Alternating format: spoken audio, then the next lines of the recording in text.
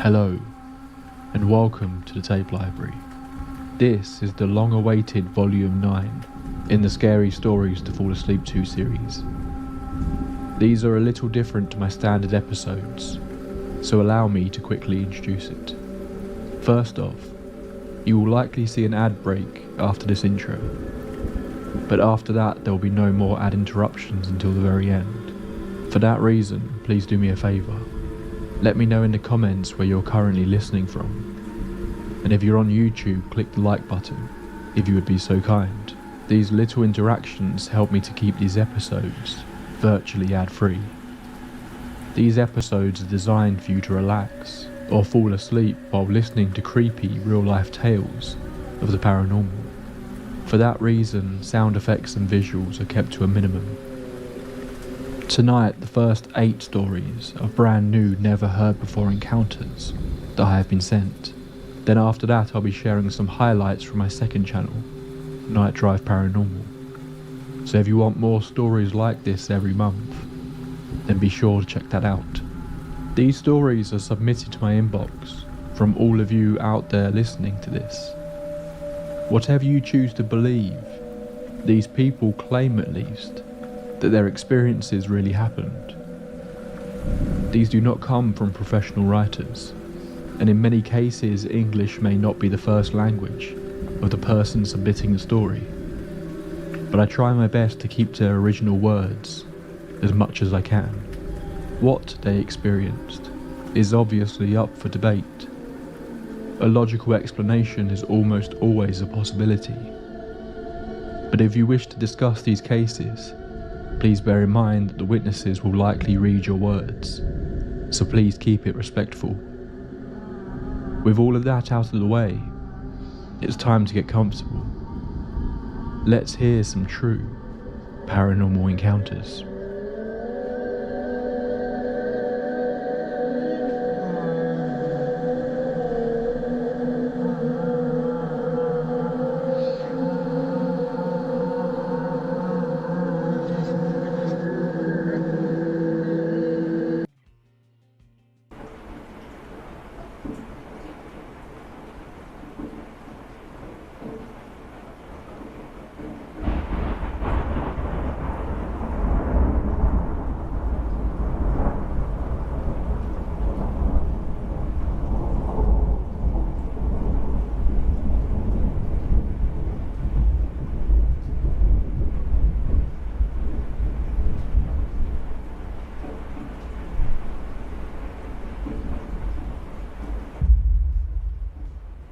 Between my junior and senior year of high school, I took a summer job at the infamous Golden Arches, starting out at the drive-through window taking orders. Since this was a small town, transportation back and forth to work was always an issue. From my house to work was about 8 miles, all back roads through farm country. At one point the road runs parallel to the train tracks, with the road dipping low under the tracks through a concrete overpass. That quarter mile from the last hard curve through the underpass is a steep, winding downgrade, and you would need to hit the brakes quickly to avoid hitting a massive concrete pylon. The road has a 4-foot drop on the left onto the train tracks, and a natural wall of rock about 7 feet high on the right, forming a natural tunnel. There is nowhere to go. The road itself was known for being in desperate need of repairs, and could be treacherous for novice drivers. After a month or so of bumming rides from my mum and dad, I finally got my driver's license, and was allowed to start using my mum's car to go back and forth.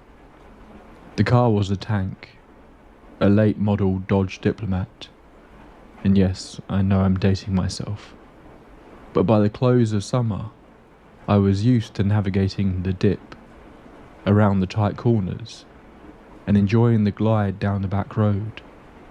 There always seems to be a section of the story where you say, then something changed. It's always that change that triggers a feeling of oddness or unfamiliarity, but doesn't immediately mean that something bad will happen. Mine came the last 2 weeks I worked at the Golden Arches. I got stuck with evening shifts. Normally I did mornings and weekends, which I loved, but now I would be going in around 2 p.m. and staying until close. I was fine until Thursday of the second week. Only 3 days left until I would leave to start my senior year. My parents decided they needed the dip for a shopping trip, and I would be given my dad's 1989 Ford truck to drive to work. First, I was terrified to drive my dad's truck.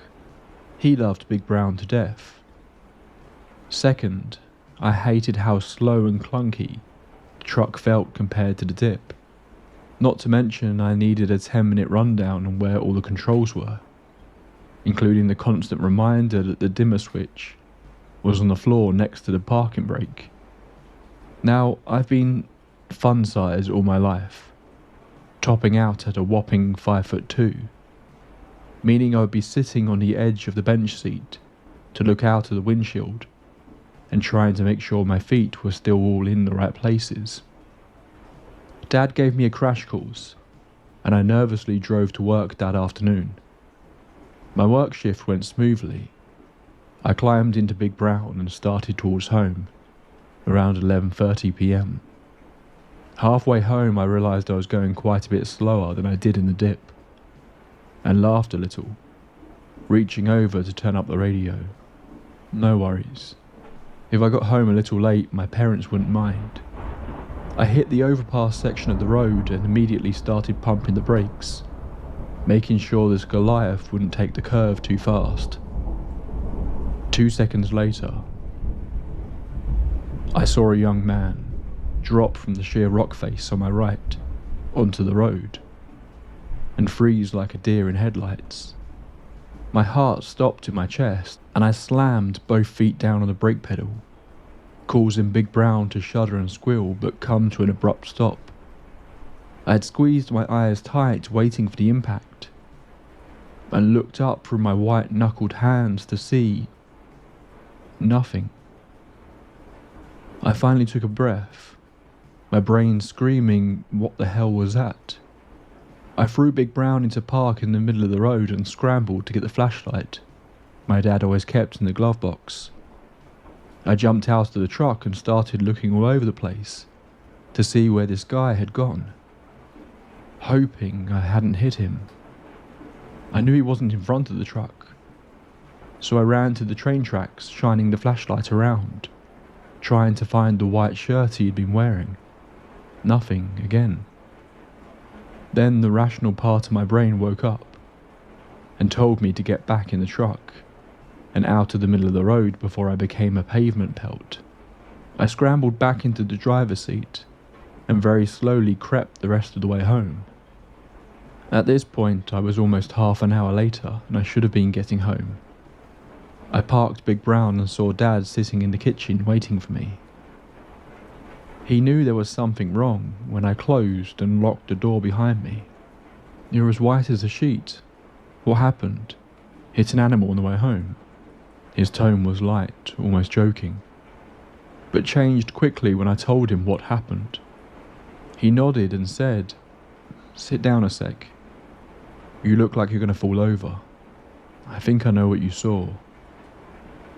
Back in the 50s, there wasn't much to do around here, and younger guys would hang around the train tracks a lot, usually just drinking and carrying on. Sometimes they'd get stupid and dare each other to run out in front of cars to scare the drivers, or they'd run across the tracks in front of trains to see who was the bravest. Other times they'd get really stupid and jump down from the rock cut and race across to the tracks in front of cars. I'm sure more than one of them got hit or killed. That's probably what you saw tonight. You must have timed it just right. He grinned, hugged me, and told me to go to bed. I've driven that road hundreds of times since then, most recently about 2 weeks ago, and I've never had the same thing happen again.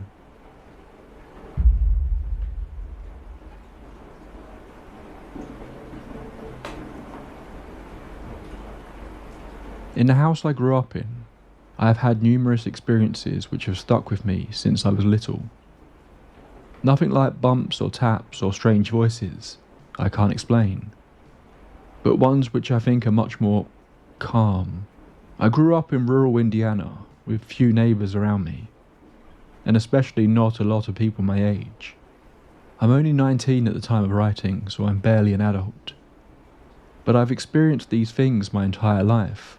This house used to belong to a much older couple, who had apparently lived in this house since the 1980s when it was built.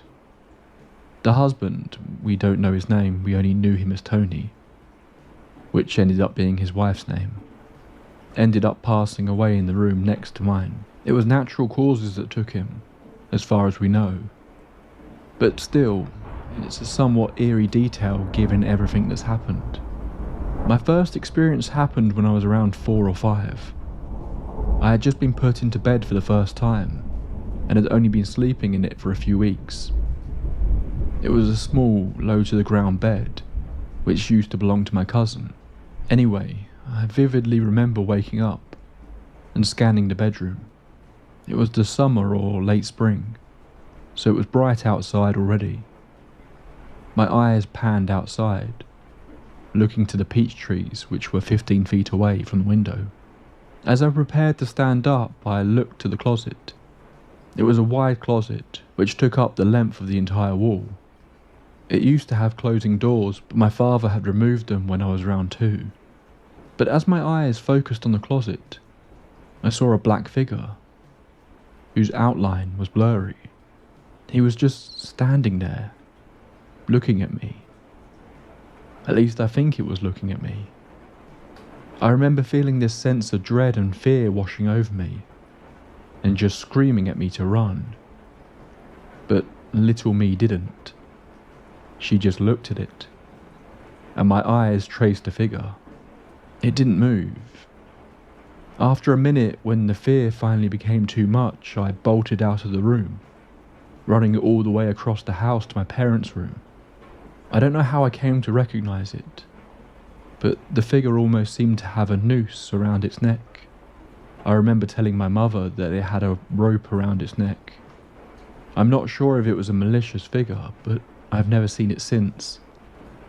But I'm sure I felt it. Even as I type, I feel the same chill that tells me I'm being watched.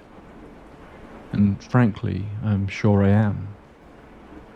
My next experience happened when I was a little older, maybe around 9 years old. One of the places I felt this ghostly chill the most was our garage. It was a pretty sizable 3-car garage, and it had been incredibly cluttered for a long time. I remember one night my father sent me out to grab something for him.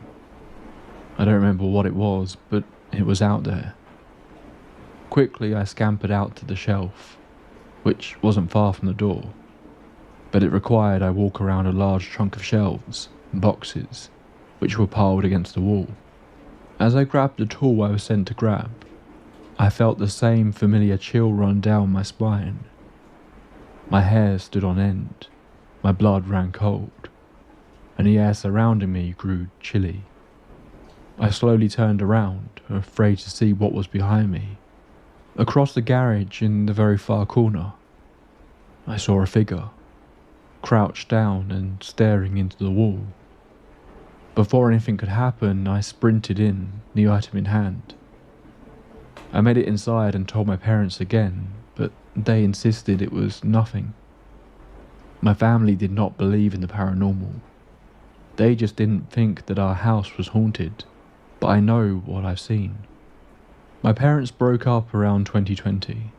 My father stayed in the spare room across from mine until we moved out that summer. My mother is a realtor, and my father is a factory worker. So my mother was often out working during the evening, after I got home, and my father would get home around 6 PM every night. My older brother also did sports growing up, so there were many times when my mum would drop me off and then leave me home alone. I was something of a latchkey kid. One day when I was home alone, I went to the living room to sit on the couch, when I felt the same chill I did before. Being older, around around 13 or 14, I looked around, being much more brave than I was when I saw the hanging man or the lady in the garage. The only thing I saw was a small shadow, slowly moving in the spare bedroom. It didn't have curtains, and the window wasn't open. The AC wasn't on. Nothing could have been casting those shadows. When I saw the shadow, I lost all my bravery and fled to my bedroom, shutting me and my cat away in my bedroom. My last one is the one that has always freaked me out the most. It was around 2022 and I was about 16. In fact, I remember the exact day. It was December 24th, 2022. It was the day before Christmas, and my mother let me open my gift early. It was a laptop. During that time, I was in my big Minecraft phase, so I was glued to that computer as soon as I set it up. I set it up by my closet.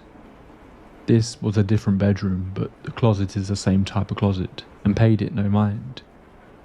As I was playing, I didn't feel the chill. But then the empty hangers in my closet started swinging violently. They swung so violently that one fell off the dowel rod, hitting me as it fell to the floor. I snapped my head towards it and saw nothing.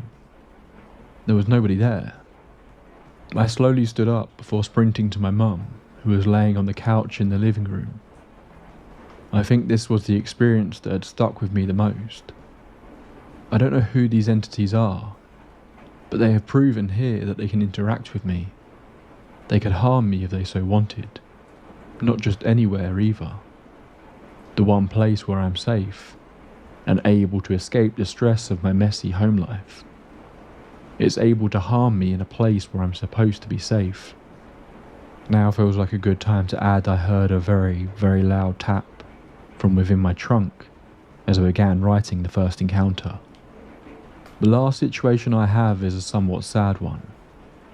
I mentioned earlier that an elderly couple lived here, with the husband living here until he passed.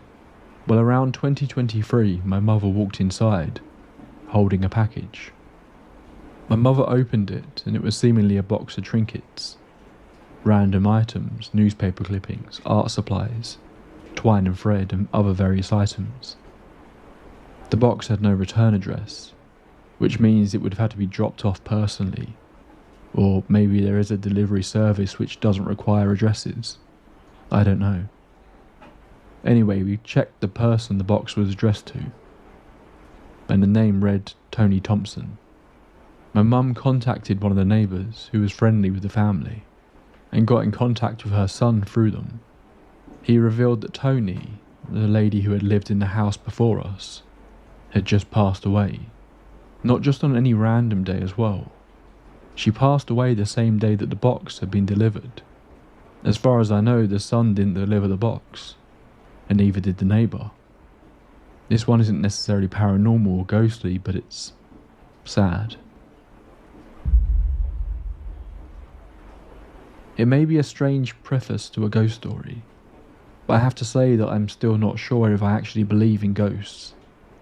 Ever since I was a small boy, I have been really fascinated with the paranormal, but I often doubted if they were actually real.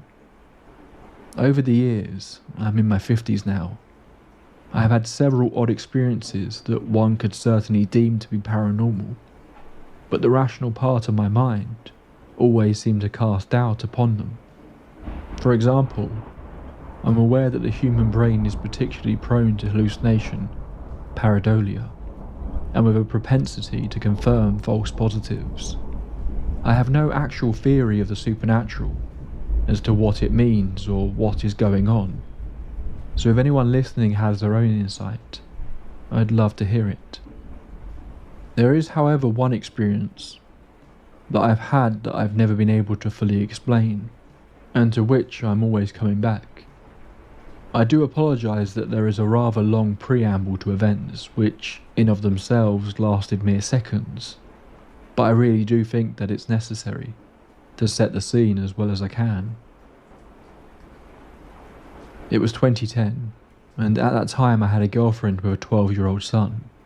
She had received the former marital home in her divorce settlement, and was a large brick Victorian house in a small city on the south coast of England where we both lived. The house was rather run down and needed a lot of work doing. The house always seemed cold, dark and miserable, and had a dreary, sombre atmosphere, and many people have reported having supernatural experiences there that they attributed to the heavy bombing that this area suffered in World War II by German bombers aiming for the nearby docks, but who knows. I, however, had not experienced anything myself until this happened. After having lived there for a while, the decision was taken that her elderly parents should move in with her and her son. They were becoming infirm, and this was a solution that enabled an eye to be kept on them without being too obvious, as the house was large enough for them to have their own space and to retain some independence. In fact, the only time that everyone could be guaranteed to be all together was for Sunday lunch. This was always a traditional roast dinner and taken very seriously. The household was completed by a very old, robust silver tabby cat that was one of the toughest and combative cats I had ever met. Nearly 20 years old, and with a permanent scowl that said he wasn't going to take any of your bullshit.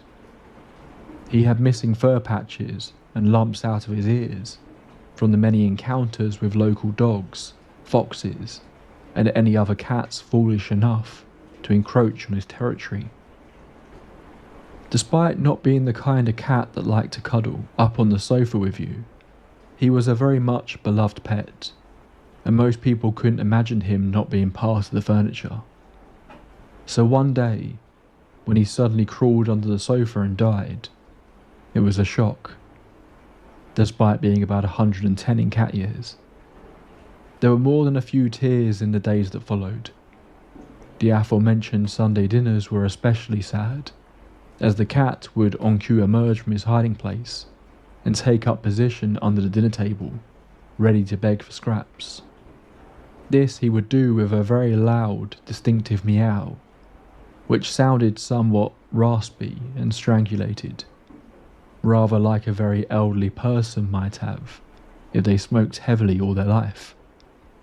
I'd never heard another cat make a sound quite like it, and its distinctiveness is important. It all happened 2 or 3 weeks after the cat had died and had been buried in the back garden. The 5 of us were sitting around the kitchen table having Sunday dinner. These seemed a bit flat and incomplete without the cat, and that fact had been remarked upon, when suddenly, from beneath the table, came a loud meow. It was unmistakably the same distinctive meow that we all recognised. In shock, we all stopped eating, put down our cutlery, and searched everywhere for the sign of a cat. To no avail. We looked under the stairs, in cupboards, in the garden, everywhere that a cat could have hidden itself. But nothing. This would have been strange enough, but 2 nights later, my girlfriend and I were watching TV, when I realised it was getting late and I had an early shift the following morning. I was getting my coat to leave, when from the hallway came the same distinctive meow. Obviously no cat. My girlfriend's mum, who had gone upstairs to get ready for bed a bit earlier, peered over the banister, saying, "Yeah, I heard it too."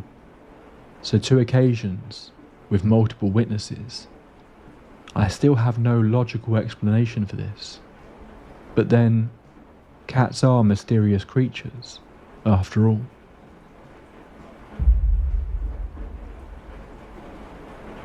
Hello there. I have recently discovered your channel, and I often listen to your work while I'm at work. Many of these stories you've told remind me of the many stories I'd heard during my time with my cousins. They have always been interested in the occult, until they used a Ouija board in a graveyard. Since then, they refused to tell their little cousins scary stories of their adventures. The only warning they gave me was to never use a Ouija board, Thanks to them, my interest in the haunted history of our world had bloomed. That interest was how I found myself at the Lizzie Borden house.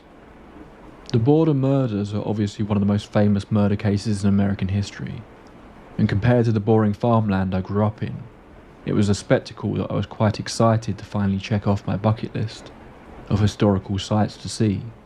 It was a freezing January. I had travelled thousands of miles to visit my then boyfriend. He had set up a one-night stay in one of the rooms.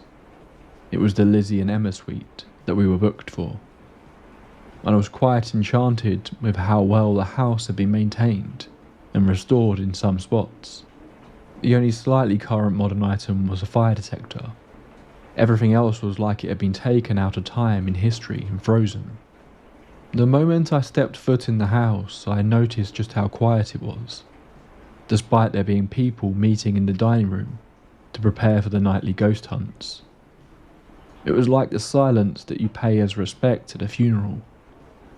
My boyfriend and I greeted a few of the other guests, made idle chatter in the living room, before heading up to the suite. I'm an awkward person with new people anyway, but my senses were being bombarded by that silence, despite the growing amount of talking echoing in the lower floor. That silence grew heavier when we got to the suite. My boyfriend was highly superstitious, whereas I, despite being fascinated by the paranormal, often searched for a rational explanation before arriving at the occult. The habit I picked up after my often creaky room in the farmhouse I lived in. Of course, also as a coping mechanism to the scary stories my older cousins told me as a kid. So instead of mentioning the heaviness of the place, I asked if my boyfriend wanted to get some food, which he eagerly agreed. We set our belongings down by the bed, and my trusty travel water bottle on one of the nightstands. After a few hours we returned from the frozen winds that tried to blow us down those streets down to the harbour. As quiet as we could, we escaped upstairs, knowing full well that there were ghost hunts actively happening in the cellar that night. The day's activities had worn us out, so we went straight to bed. Only a few times did I wake up. Once when the ghost hunt moved from the cellar to the attic. The other times, though, they were from pain. It was around 4 a.m. that I finally woke up long enough to realise that the pain was more than my sleep-dazed brain realised. It felt like my whole chest area, centred on my diaphragm, had sharp pains, like someone had stabbed me. Immediately it made me think of how Lizzie's stepmother was murdered upstairs with the famous axe. It gave my heart a start, and automatically I began to rationalise it. Indigestion, surely. So I reached over to my bottle that I hadn't touched since the moment I set it down on the side table earlier that night. With the lamp on, I saw what looked to be a red droplet on the inside of the bottle. It wasn't there before I went to sleep. That was the only thing of the entire experience that I couldn't fully explain away. Of course, someone could have tampered with it while we slept, which would be messed up, but I never heard anyone else near our suite throughout the night, aside from the ghost hunting group ascending the servant stairs to the attic. So I just laid there for the rest of the night, trying to rationalise everything, and made certain not to tell my boyfriend, so not to make him panic.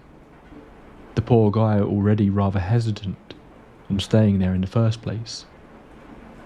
By 8 a.m. we were both up and awake and ready to leave. The owner of the Lizzie Borden house was busy making the guests breakfast when we went downstairs. We thanked her for allowing us to stay, looked around at some of the items in the lobby, and soon stopped at one of the guest books that were kept. Guests were encouraged to write down their experiences in there, and out of curiosity I searched through the comments that mentioned the Lizzie and Emma suite. My stomach dropped when there were entries of similar pain that guests felt in the room. I quickly shut the book, my already pale face growing even paler. Seeing this, my boyfriend asked if I was alright. He knew I hadn't slept well, but knew there was something bothering me. After talking about possibly leaving a little early, he agreed. We thanked the owner again and escaped into the frigid air of the January morning.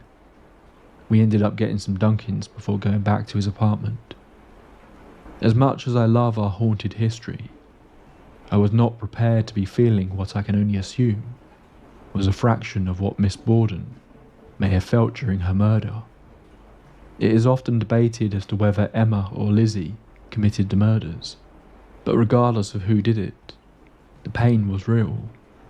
The murders were real, and not some scary story to tell around the campfire.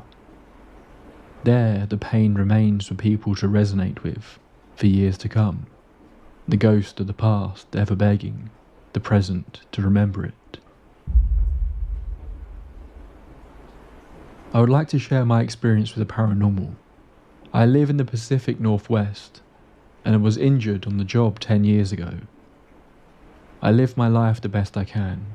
I enjoy hiking on trails and a bit of travel as well. Around 2001, I was working as a CNA, Certified Nurse Assistant, in a county nursing home in central Montana. I would work graveyard shifts for a few years. There are two parts to the buildings.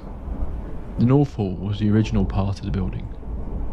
That part of the building took care of the Native Americans and farmhands over 100 years prior to the main part being built. The North Hall was always eerie. When I worked there, that is when I would experience all the strange events. Imagine having to go down 2 long halls, and the second hall is haunted. That was the North Hall with light green paint and yellow lights. As a CNA, I had to go up there alone every morning at 2 a.m. The nurse would come up later to give meds. The weird stuff wouldn't happen all the time. It would mostly happen during the winter time.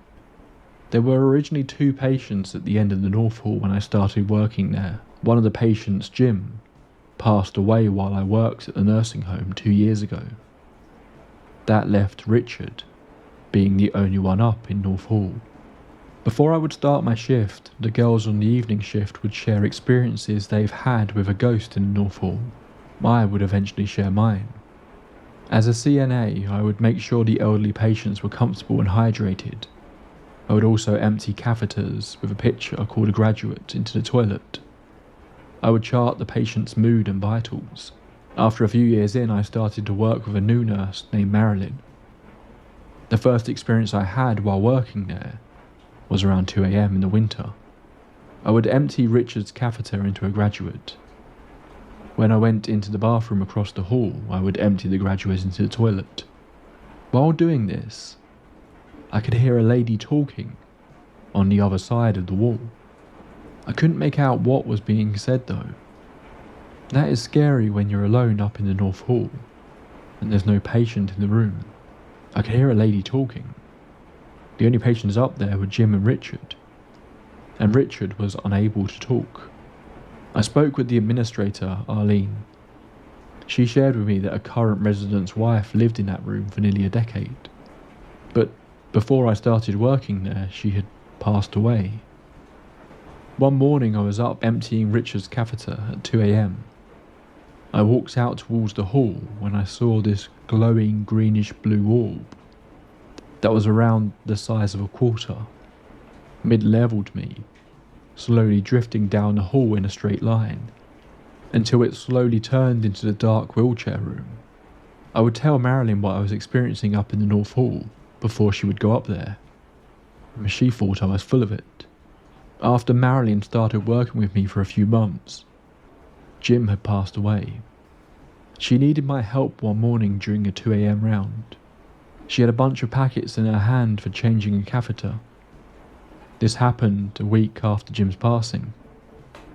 As Marilyn and I got to Richard's door, we both heard Jim say hello. Marilyn dropped everything and left me up in the North Hall as she ran towards the main part of the building. I grew up in a haunted house that we moved into when I was about 9 years old. I'm 39 now and haven't lived there in 20 years. I don't recall actually seeing many things or having things move around in front of me. It was more like a feeling of constant doom and dread, and always being watched. When my mum sold the house last year, she had to tell the prospective buyers that the house was haunted, so the activity must have ramped up once the three of us kids moved out. I've woken up on 3 different occasions at that house with sleep paralysis, but rather than seeing an old hag, I'd see 3 witches or warlocks standing over me. They were wearing cloaks with hoods and I couldn't see their faces, but they had long bony grey fingers. It seemed like I was no longer in my bed, but on some sort of table, and there was fire all around us. I'd squeeze my eyes shut, and either the first or second time of opening them, they'd be gone. When I was in high school, I was up until around midnight when this radio show I used to listen to would end, and as I was trying to fall asleep, I had one leg under the cover and one leg out, when something grabbed my ankle. I sat up and looked around but didn't see anything. I ran downstairs and brought my cat back to my room with me, but she ran out as soon as I let her go. I then covered my whole body with the blanket, including my head, and felt the blanket pushing down lightly onto my face. I sat straight up and saw a grey mist. No edges, no real shape to it. About 5 inches wide and as tall as the doorway. It stood there for a moment, as if it wanted me to see it, then rushed out of the room quickly. When my son was not quite 2, we were sitting in bed. I was playing Block Breaker on my phone, when I heard my son say, "Hi," and started talking in baby talk. I looked at him, and he was staring at the ceiling. So I also looked at the ceiling, and nothing was there. I looked back at him, and was like, okay then, and went back to my game. About 2 weeks later, we were doing the same thing, when suddenly he said, "Hi, I missed you," then said some more baby talk. I asked who he was talking to, and he said, "My friend Shaw." I thought to myself that maybe it was a relative, except I have no relatives named Shaw. Maybe my grandpa Stan, who passed away 2 years earlier, or my uncle Chuck, who passed away when I was a kid. This is when I freaked out a little bit. My grandma is a medium, so I called her. She lives 2 states away, and she basically said to keep him close and didn't make me feel any better. Another 2 weeks went by, and me and my son went up to live with my grandma in Washington State. I heard my son in the room down the hall yelling, "You're Shaw, you're Shaw." So I went in there and he was pointing at my cousin, calling him Shaw. I moved my cousin to the side because he was standing in front of a picture of his dad. They look exactly alike, my Uncle Chuck. And I asked, "Is this Shaw?" He got so excited and was yelling, "Yeah, that's Shaw," over and over again. I just instantly started crying, because I knew that meant my uncle was watching over him.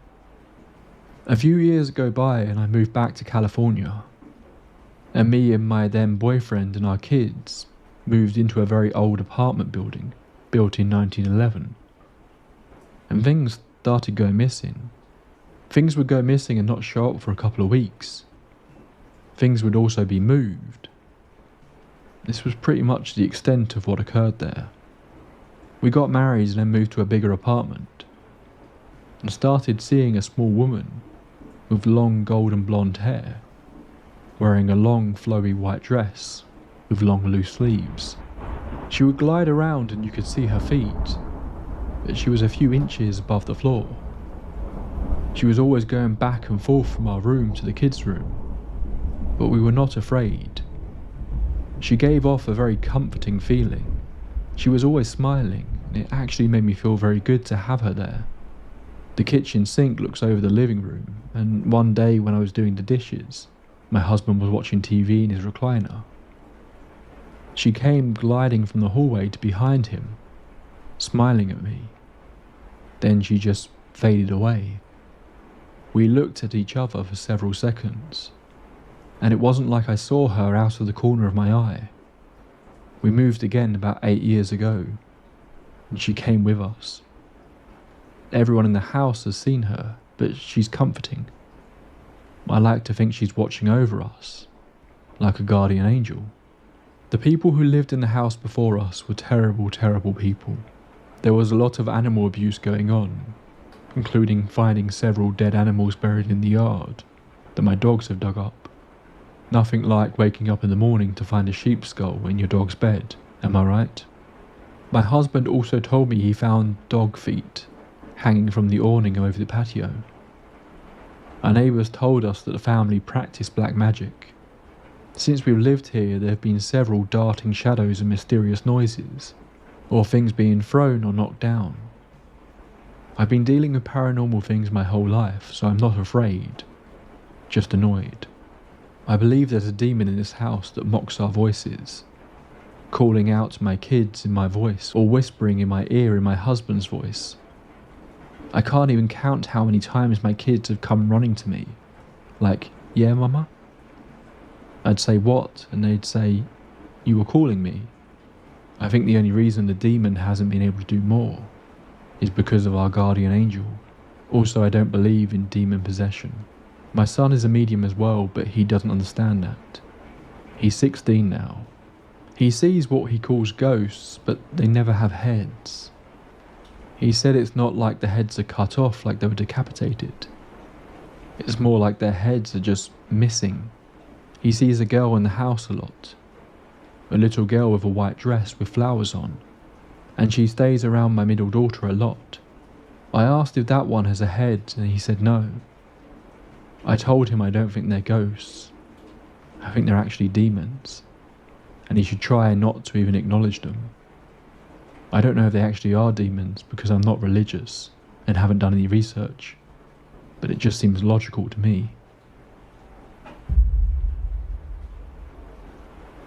A best friend of mine and his roommate renovated a trailer home in Dwight, Illinois. I moved 6 hours away years before. His roommate died in the trailer home in his bedroom. Cancer had taken him fairly quickly. It was rough on them both. About a year later, I came for a visit and stopped overnight at their trailer home. I had my blind old Chalky with me. I had that dog 14 years, a precious little girl. I went into the bedroom where the roommate had passed and started to drift off with my dog snuggled up to me. I laid on my side and felt someone plop down beside me. My dog perked up and faced that direction, growling. There was nothing there, but it felt like someone was bouncing their fanny up and down on the bed behind me. I was not afraid. I called the roommate by his name and told him I was sorry what he went through, and assured him I wasn't taking his room. I told him I desperately needed to sleep. I asked him to please stop bouncing, and he did. I still felt the weight of him sitting behind me the rest of the night, but saw no indentation on the bed. My dog stopped growling, but did not snuggle back down. She sat vigilantly, facing the weight until dawn. I told my friend in the morning, and he was so relieved we experienced it too. He thought he was just going crazy from loneliness.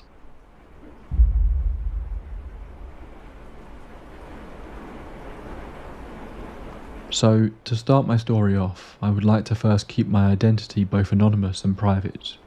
For the sake of confidentiality, I would simply like to refer to myself as Bob. I had been growing up in a quiet neighbourhood of a small sleepy town in the southwestern part of the US, a little before the 2000s. Over the years I'd had a pretty rough and traumatic childhood. There were moments where I could not explain how it had happened, why it happened, or even what. One such incident took place in my parents' bedroom of the house I currently still live in. I slept in with them at the time, my bed and everything. I think somewhere between the ages of 6 and 7 was when I saw them, late one evening in 2003, during the middle of the night. I awoke to see 3 shadow-like figures in their bedroom, each one standing inside each room it had, with the doorways wide open. One door led to the bathroom, the second led to the closet, and the last one led directly into the washroom, where the kitchen could be found right next door. The moment I saw them all, I was filled with absolute dread. Hours must have gone by when it may have been just minutes. At some point, and in a brave attempt, I tried to get a better look at what they were. The apparitions appeared to be humanoid in shape. When I got a better glance at all 3, there was nothing human about these entities. I felt my gut instinct was warning me about them. Honestly, I've never felt so much fear in a moment, like that when I had witnessed seeing all of this firsthand. I was so afraid they were going to do something bad to me, or to my parents, but they never did. Nothing happened. They just stood there, staring at us, watching, never moving.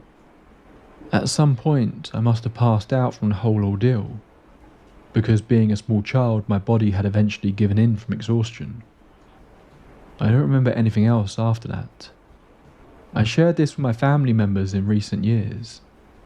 They think I must have dreamt the whole thing, but deep down I know I didn't. I was awake when it happened. I was mobile that whole time, so sleep paralysis has been ruled out.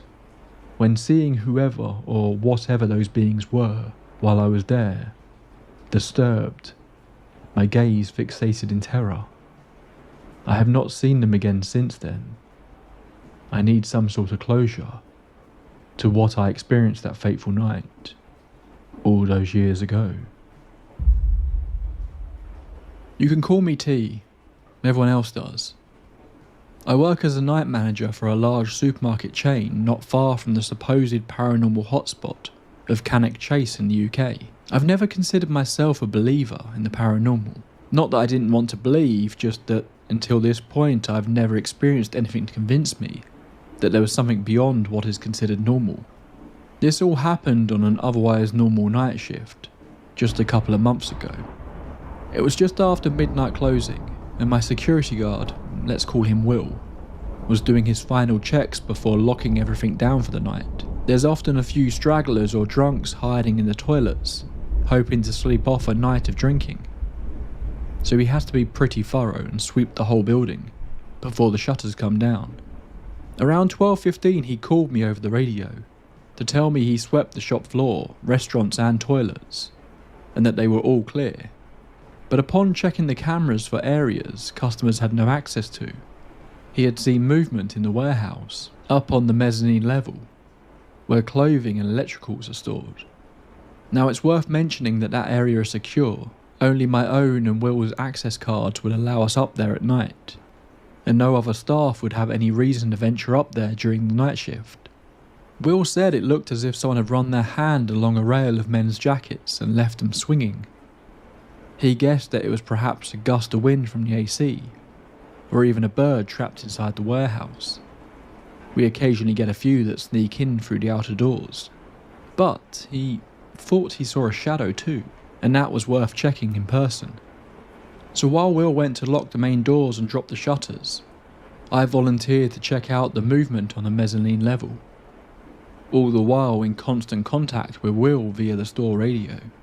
The upper part of the warehouse has always been a bit dark and creepy, due to its out-of-the-way nature, relatively poor lighting, and the fact that nobody ever ventures up there at night. As I approached the area, I couldn't see anything out of the ordinary. Over the radio I asked if he could double-check the camera to see if anyone had come running out of there or hidden somewhere else, on hearing me climb the narrow metal steps up to the second floor. As Will was in the office rewinding the footage, I continued to move the clothes rails back and forth, and generally investigate the area. Still finding nothing. At one point even resorting to the flashlight on my phone for a bit of extra illumination, as the lights upstairs are dimmed through the night. Will came back over the radio, but this time with a strange urgency to his voice. In a slightly hushed tone he said, "Mate, the rail you just moved, the one with the coats. I can see clear as day now. He's just standing right there, looks young, wearing a dark hoodie, just looking right at you. You just shone your phone right at him." Well, I can't see a damn thing, so I'm straight back on the radio. Agitation probably quite evident in my voice. "Will, is this a fucking wind-up? There's nothing here. We don't have time for this." At this point I'm expecting laughter or an admission of, "Okay mate, you got me." But Will came back straight away. "No, he's still there. I'm looking right at him. You just walked less than an arm's length from the guy." I'm not sure what to think. If it's a joke, he's taking it a bit too far. So I say, "Okay, I'm coming down. Keep monitoring the camera so you don't lose him. And I swear there better be something to see when I get there." As I get to the office, Will has the footage paused on an image. It's myself just a few minutes ago. Arm outstretched, pushing back a rail of men's coats. And no kidding, clear as day. There's a young lad stood right there, just looking at me. As Will hits play, I can be seen searching around, moving a few boxes and other rails of clothing. And this character, this young lad, just stood right there for the whole thing. Now, he wasn't transparent, floating or rattling chains. Just a guy, stood right next to the coats, not moving an inch. And at one point, as Will said, I had shone my phone torch right at him. Will switched back to the live feed, which had been on one of the smaller screens. The guy was still there. So I say, "Okay mate, this is what I want you to do. I'll stay here and monitor the cameras to make sure he doesn't run. Grab a colleague off the shop floor and head up there. Don't go alone." So right now I'm working on the assumption that this is just a homeless fella, looking for a place to crash, or a customer messing about. And I'm a blind idiot for not seeing him when I was up there. I'd split the camera feeds between the live view of our trespasser and tracking Will plus another colleague, Chris, moving through the store towards the warehouse. As they approached the secure gate at the top of the stairs, my eyes were flickering between the two screens, them and the intruder. Now, I swear I only looked away for an instant, but just as my guys opened the gate, a mere 20 feet from where the lad had been standing, I looked back to the mezzanine camera, and he simply wasn't there anymore. Still on the radio to Will, I asked if anyone had seen him pass on the stairs, or if he heard any movement. There's only two ways off that floor, either down the narrow metal stairs that Will and Chris had just climbed, or through an alarmed fire exit. He hadn't seen or heard anything, and on further investigation he could find nobody up there. With Will on his way back down, I started rewinding the footage to see where this individual could possibly have hidden in that split second.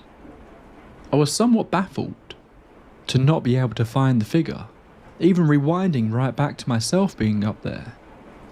They just weren't there at all. When Will got back to the office, he did the same thing. Neither of us knew what to make of it, as we had both seen him, clear as anything. We just kind of wrote it off as a side effect of fatigue, or a trick of the light, while the figure wasn't visible no matter how far back the footage was rewound. The rail of coats could still be seen to move, as if someone had run their hand along the rail and left them swinging. Honestly, I'm still not sure if this was something truly paranormal, or we were both tired and just imagined things. Our store wasn't built on an ancient Indian burial ground or anything. It's just your average modern day supermarket building. But there have always been stories about weird stuff happening.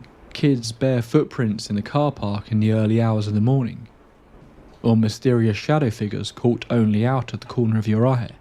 I never really put much stock into these stories, but now I truly don't know. I'm certainly a bit more wary of going upstairs on my own in the dead of night.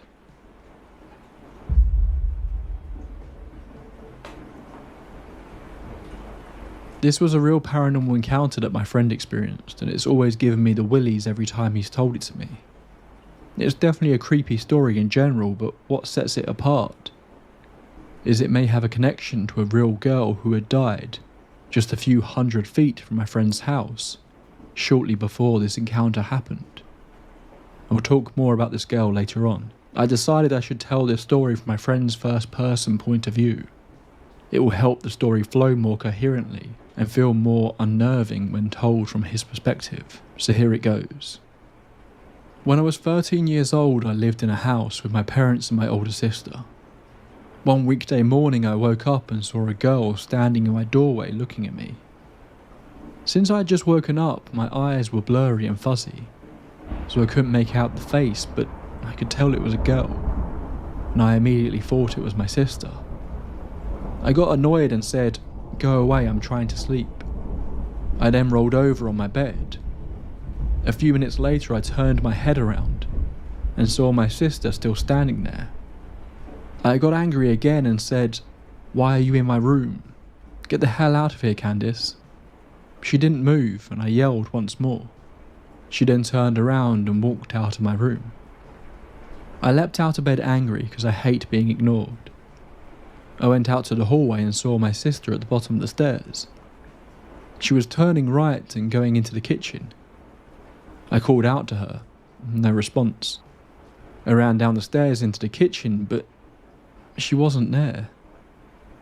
I walked through the kitchen to the short hallway, leading to the garage, and opened the door.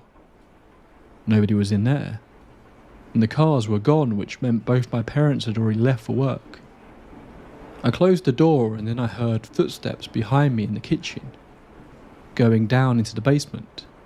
At this point I was still angry and thought it was my sister being annoying and trying to scare me.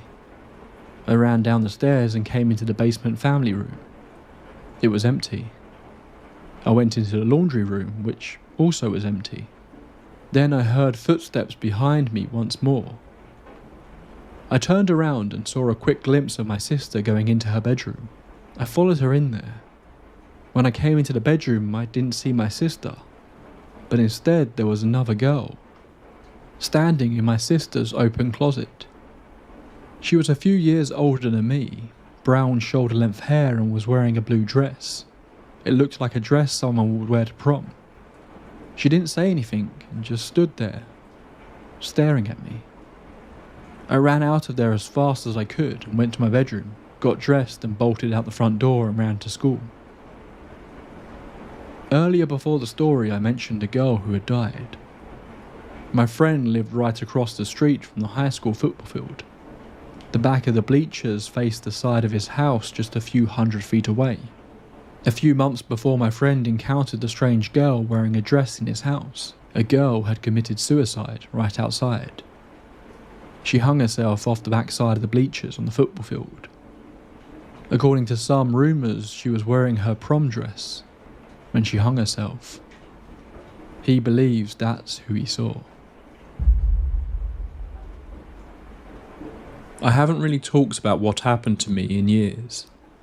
The people closest to me have heard my story at some point or another, but it's debatable on whether any of them believe me.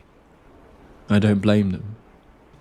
If I didn't know better, I wouldn't believe it myself.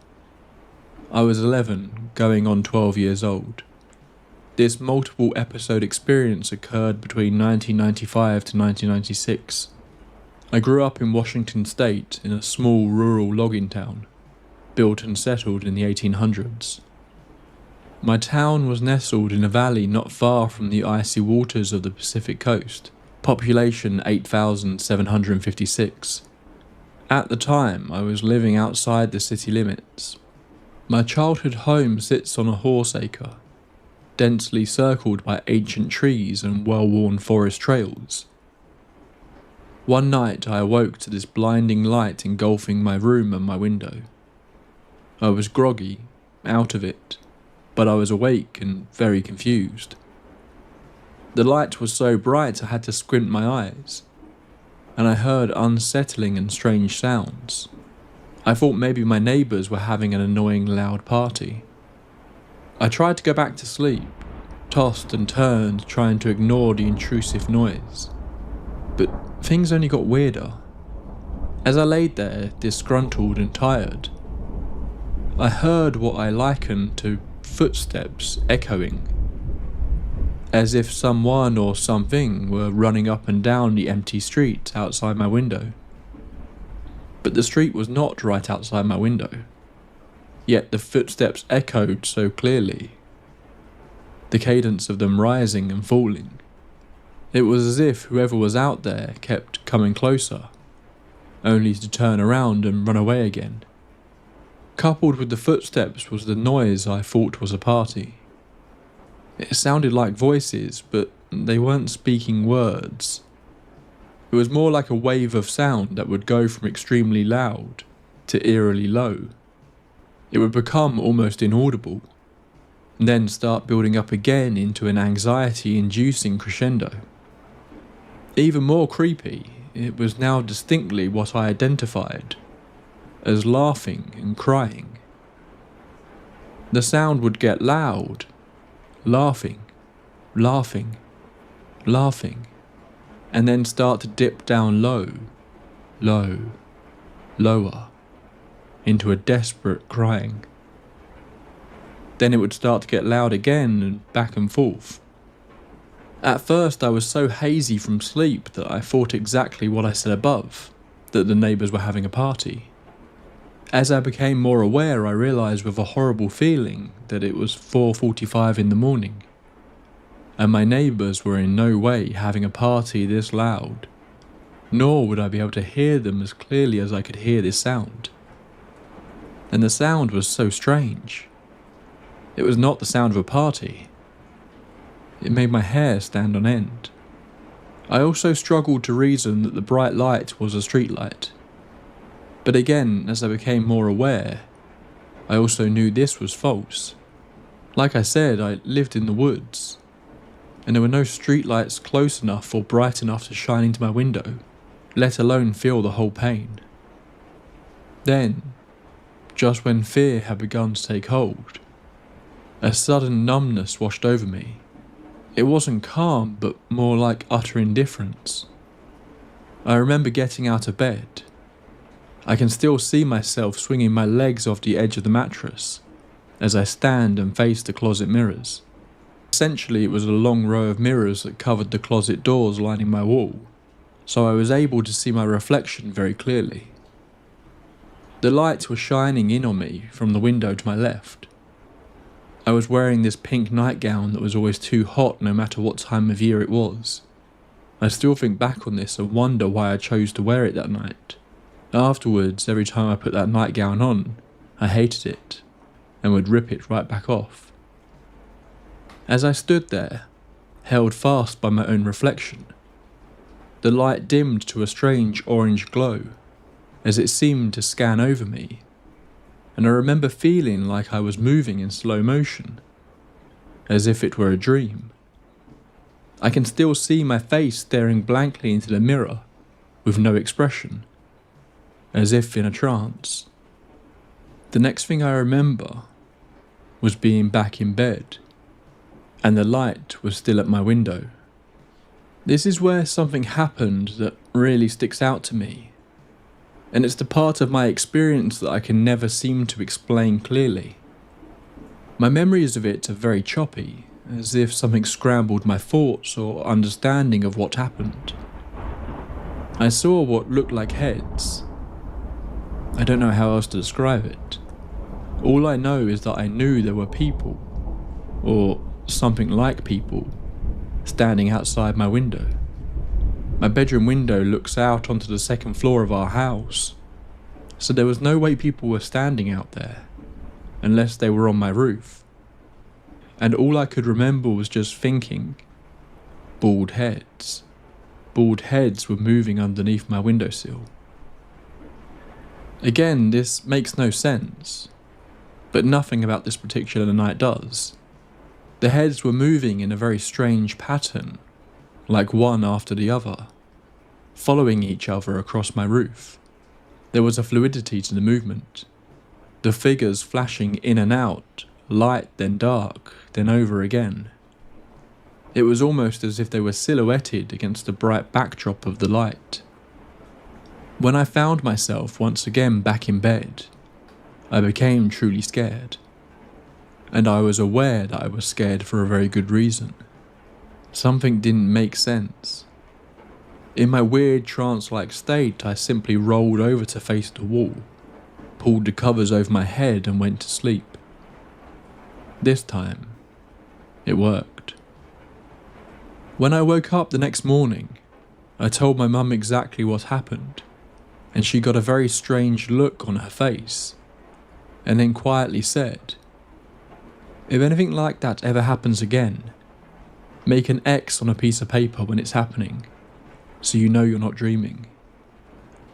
I could hear the seriousness in her voice. It made me feel odd, as if something big had happened to me, but my understanding of it was all muddled. My mum then proceeded to tell me her experience. When she was just a little girl, barely a toddler, she was living on a US naval base in the Philippines, sometime between the years of 1952 to 1954. One night, in fragmented memories, she remembers crawling out of her crib, out from under the mosquito net, and into the living room of her house. She saw a bright light appear outside the large bay windows, and it terrified her. There was a sound, an owl, and it kept hooting and hooting. Just like I had experienced, the sound was overwhelming in volume. She remembers nothing after that. In the morning, she woke up on the living room carpet, in front of the windows. Over the years since this incident, I've tried to explain away my experience in a variety of ways. Sleep paralysis, hypnagogic hallucinations, false memory, a nightmare. I've attempted to convince myself of these things many times over, but it's really just an exercise in futility. The truth is, I'd seen that light before. I hadn't seen it up close, not like I did that night. But now, I'm sure I saw the craft it came from, and I saw it multiple times. As a kid, I documented it in my journal. The first time I ever saw a strange blue orb of light shoot across the sky outside my window, I remember feeling at first amazed, then skeptical, then a little scared. My journal entry at the time was light-hearted, so I know it had to be one of the first experiences I'd had, or that I could remember. The second experience was different, one that I buried deep for many years.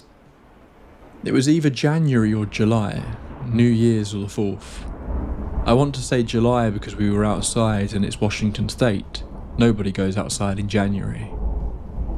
My friends and I were playing in the woods surrounding my house, hide and seek tag in the dark.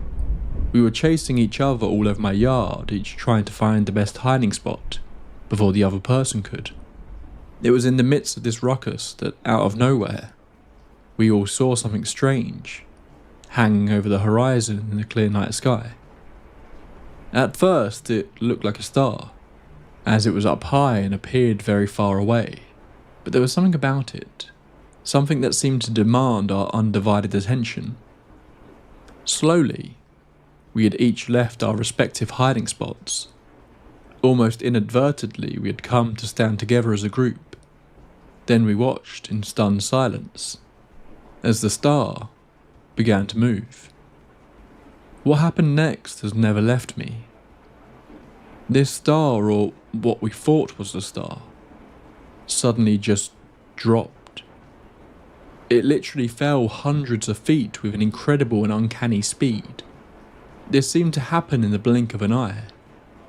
None of us moved or said a word, as the object then began to dance and hover in the sky, while the three of us watched in utter shock. It was moving in the strangest way, not erratically, but almost squiggly, performing this up and down vertical shimmy in the sky. We were transfixed by it, and time seemed to stand still in that moment. In my mind's eye, I can't clearly recall anything else, but the sight of that light in the sky, it overtakes everything else.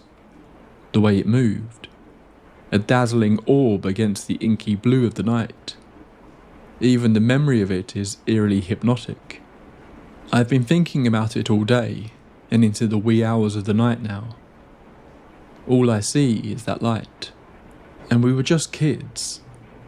Before we could even grasp what we were seeing or comprehend its implications, this thing shot up and over the western horizon with a speed unlike anything I had ever witnessed.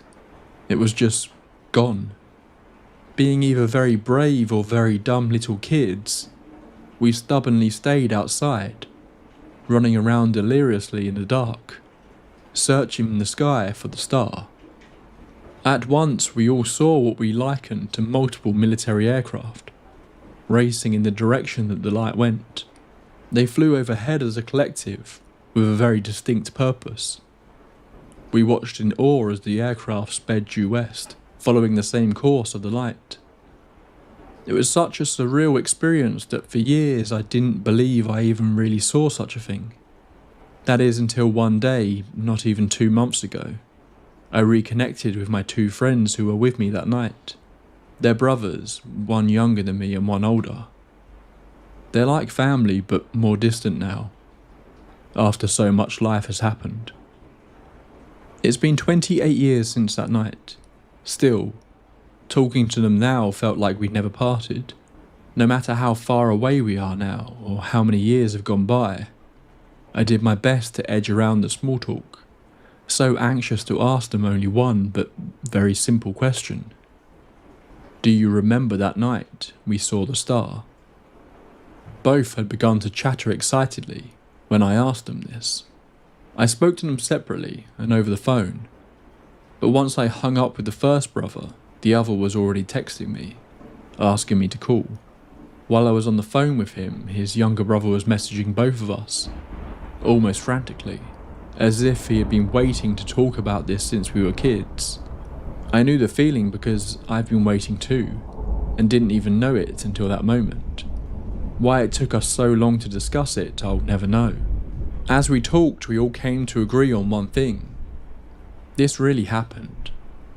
Our memories of the main event were almost identical, but for some reason, it's the time and date that none of us can seem to remember.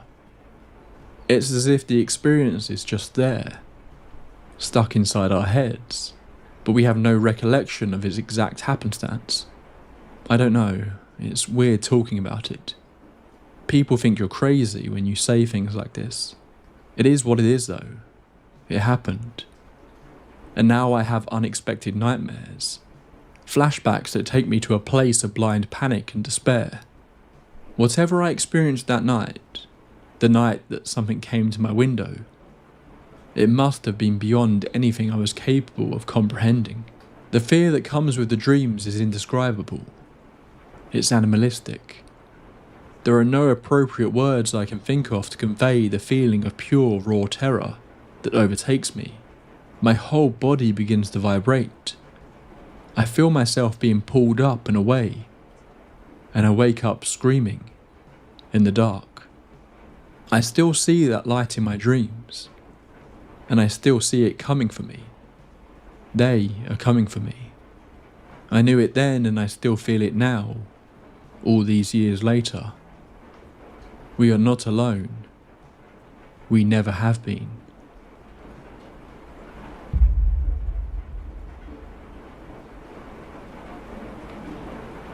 I'm not much of a writer, and there are things now that make sense in hindsight that didn't at the time. I can't really explain any of it, so I'll leave it to you to decide if any of this fits your stories. I haven't thought about this part of my life for nearly 15 years, but listening to your channel made me feel the need to write it all down.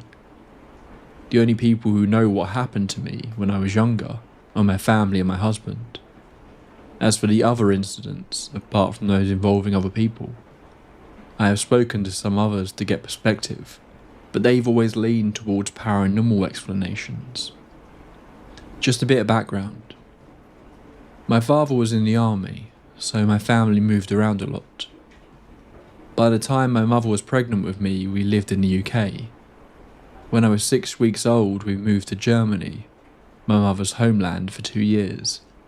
Then we came back to the UK and settled in a small, old coal mining village in Northumberland called Acombe.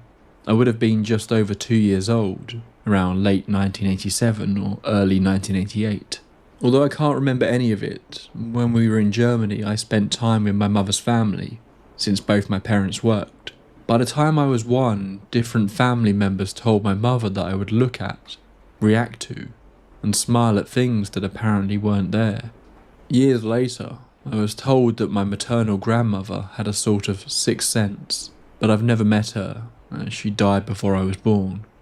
Here's a side note about the first home we had in the UK. When I was in my early 20s, my mother and sister and I were going through some of my mother's old paperwork. We came across lots of old photos and started looking at them. I saw a picture of my older brother and sister playing with trucks in the garden, with the house in the background. I said, I remember this house. Our nana had a rocking chair next to the fire in the front room, and we had that big silver mirror on the staircase wall. My mother and sister just stared at me wide-eyed. I asked what's wrong. My sister couldn't speak, but my mother said, "You never really lived in that house. I was pregnant with you at the time, but you were 6 weeks old when we moved out." Yet somehow I was able to describe the entire layout of the house. These next few things I can't really put into a clear timeline, but I know it was when I was young, up until I was around 13 or 14. By then we were living in Acombe. My mother and father had separated, so it was just my mum, me and my sister, who's 8 years older, and my brother, who's 7 years older. It wasn't easy. We lived in a small, old-fashioned, strongly Catholic northern village, and we were immediately seen as outsiders because my mother is German. We lived on the breadline in a council house mixed in with some rough families. My mother always tried to do what was best, but it was tough for her to be alone with 3 kids and no family support. She had only one friend who lived 2 doors down, and I was grateful for that. She worked a lot of little jobs trying to fit them in around the kids, but being as young as I was, I didn't really understand all these difficulties. I just knew we were somehow different. Some children weren't allowed to play with me.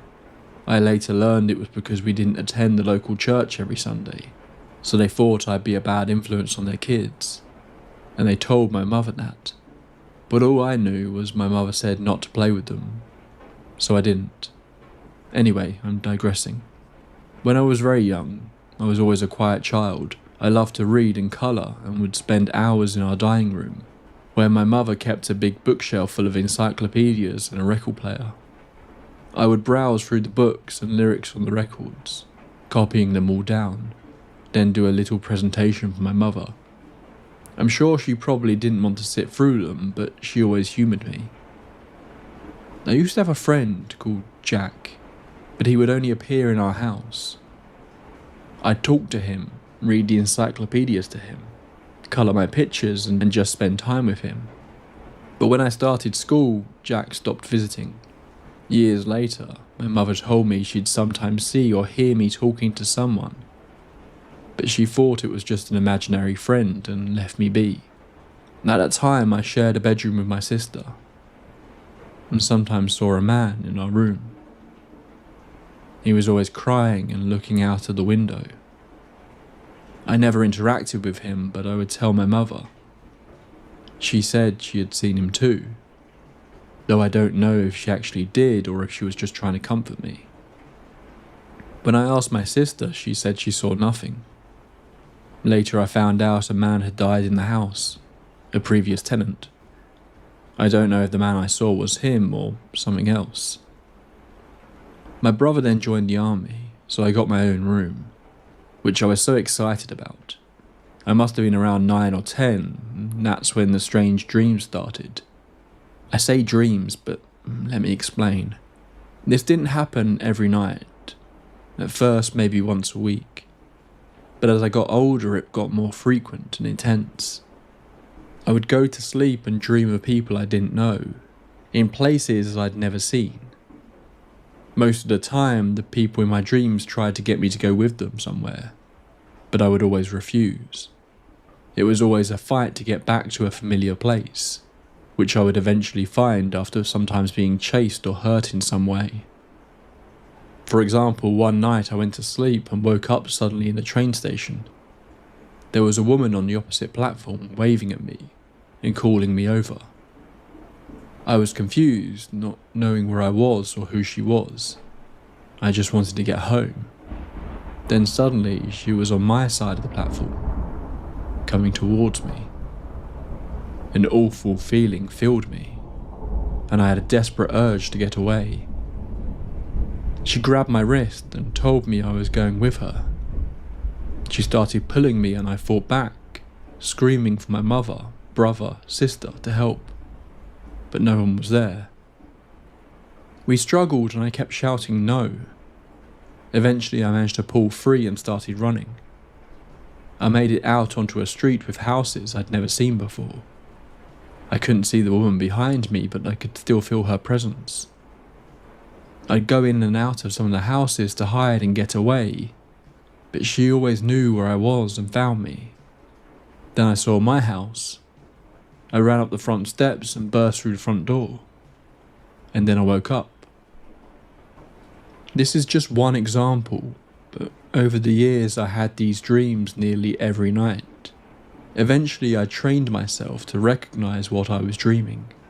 In my dream I would start to limp and drag my right foot.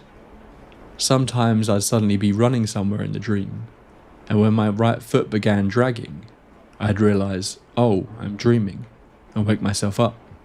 When I woke, I would often feel traumatised by the dream and go to my mother's room to feel safe. She would let me sleep with her until morning. Unfortunately, even at a young age, I had witnessed violence and suffered at the hands of my father. So when I told my mother about the dreams, she thought it was a trauma response to what I'd been through. What I didn't know then, but eventually learned, was that every time I had one of these dreams, I was actually walking around the house while asleep, going from room to room, standing frozen, staring at my family members or my reflection in mirrors, or just standing by windows and doorways. As you can imagine, I was exhausted during the day, as my little body was worn out from walking and standing all night. My mother took me to the doctors, but all tests came back normal. They said it was probably a trauma response and that I would grow out of it.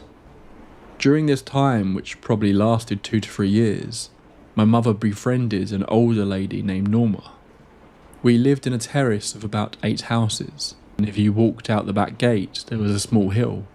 At the top of the hill, there was a cluster of bungalows, mostly occupied by older people. This is where Norma lived. From her kitchen window, you could see the top 2 windows of my house. Norma was like the grandmother I never met. I spent a lot of time with her and her dog. She taught me how to cross-stitch, and I would go over just to keep her company. I walked her dog sometimes, and she would cook me treats. I'd spend hours reading in her garden, which had rhubarb growing. I loved sitting there, eating rhubarb dipped in sugar from my little pot. The dream started to escalate. It wasn't just people anymore, but what I can only describe now as demons or monsters. Aggressive and demanding. I also noticed that after every one of these dreams, the loft hatch in our house was always slightly ajar. Eventually I stopped sleeping in my own room and would sleep in my sister's room instead. That didn't stop the dreams completely, but made them less frequent. Another side note, you can imagine the horror my sister and I felt years later, when we watched Paranormal Activity for the first time, and saw the girl behaving exactly like I had as a child. One day I was at Norma's, sitting in her garden reading a book and dipping rhubarb in sugar, when she came out looking very worried and told me to come inside. I'd never seen her like that before, but I obeyed. Inside, I was reading in the front room with her dog, while Norma and my mother talked in the kitchen, clearly concerned. Then they came to the front room and Norma sat in front of me and told me everything was going to be okay. She began talking about God and how he could help me. She handed me some rosary beads. My family were not, and still are not, religious in any way. But when she spoke to me that day, telling me that if I ever felt scared or alone, I should hold the beads tightly and pray to God to see me, hear me, and fill me with his love, it just made sense. My mother sat behind Norma looking worried, and I promised them both I would do as they said. From that night on, I went to bed with the rosary beads tied around my wrist. When I got scared in my dreams, I would call out to God, and my house would appear in the dream. I would walk to it and then wake up. Sometimes in the morning you could see the imprint of the beads on my palm where I'd been gripping them so tightly. After that, my mother installed locks on the loft hatch so it never opened, unless someone specifically needed to go up there, which, to my memory, never happened. Unfortunately, the dreams didn't stop completely. I still had them until I was about 20 years old, but their mood changed. They were no longer as dark and violent. I still saw people I didn't know and places I'd never been, but I was able to explore more calmly before waking up. As a young child I was terrified, but as I got older either I learned to cope better or I became desensitized. I don't really know which. We moved out of that house the following year. I later found out that that day, when I was sat in Norma's garden, she and my mother had been in her kitchen generally chatting. She obviously knew about my issues of sleepwalking, but she looked out the window and saw a dark figure staring at me from my bedroom window. She called for my mother, who then saw the same figure, and then they called me in. Now my mother knew that no one was in the house, and Norma, being very religious, thought she would step in. That's why she gave me the beads and told me to pray.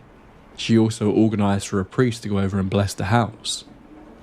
Obviously my mother did not tell me any of this until the day of the photos I mentioned earlier. That was the main thing that happened to me as a child, but other smaller events happened also. When I was about 12 years old, a new girl moved to the village called Holly. I became friends with her and she invited me and our other friend Philippa around to her house. Her house was an old grade listed building, absolutely huge. 9 bedrooms, 5 bathrooms. A complete contrast to my humble little council house.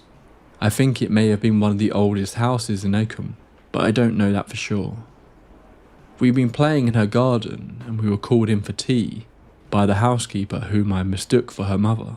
As soon as I stepped into the house, I knew something was off. I was going through my dream phase, although none of my friends knew about it, so I could feel it in the air.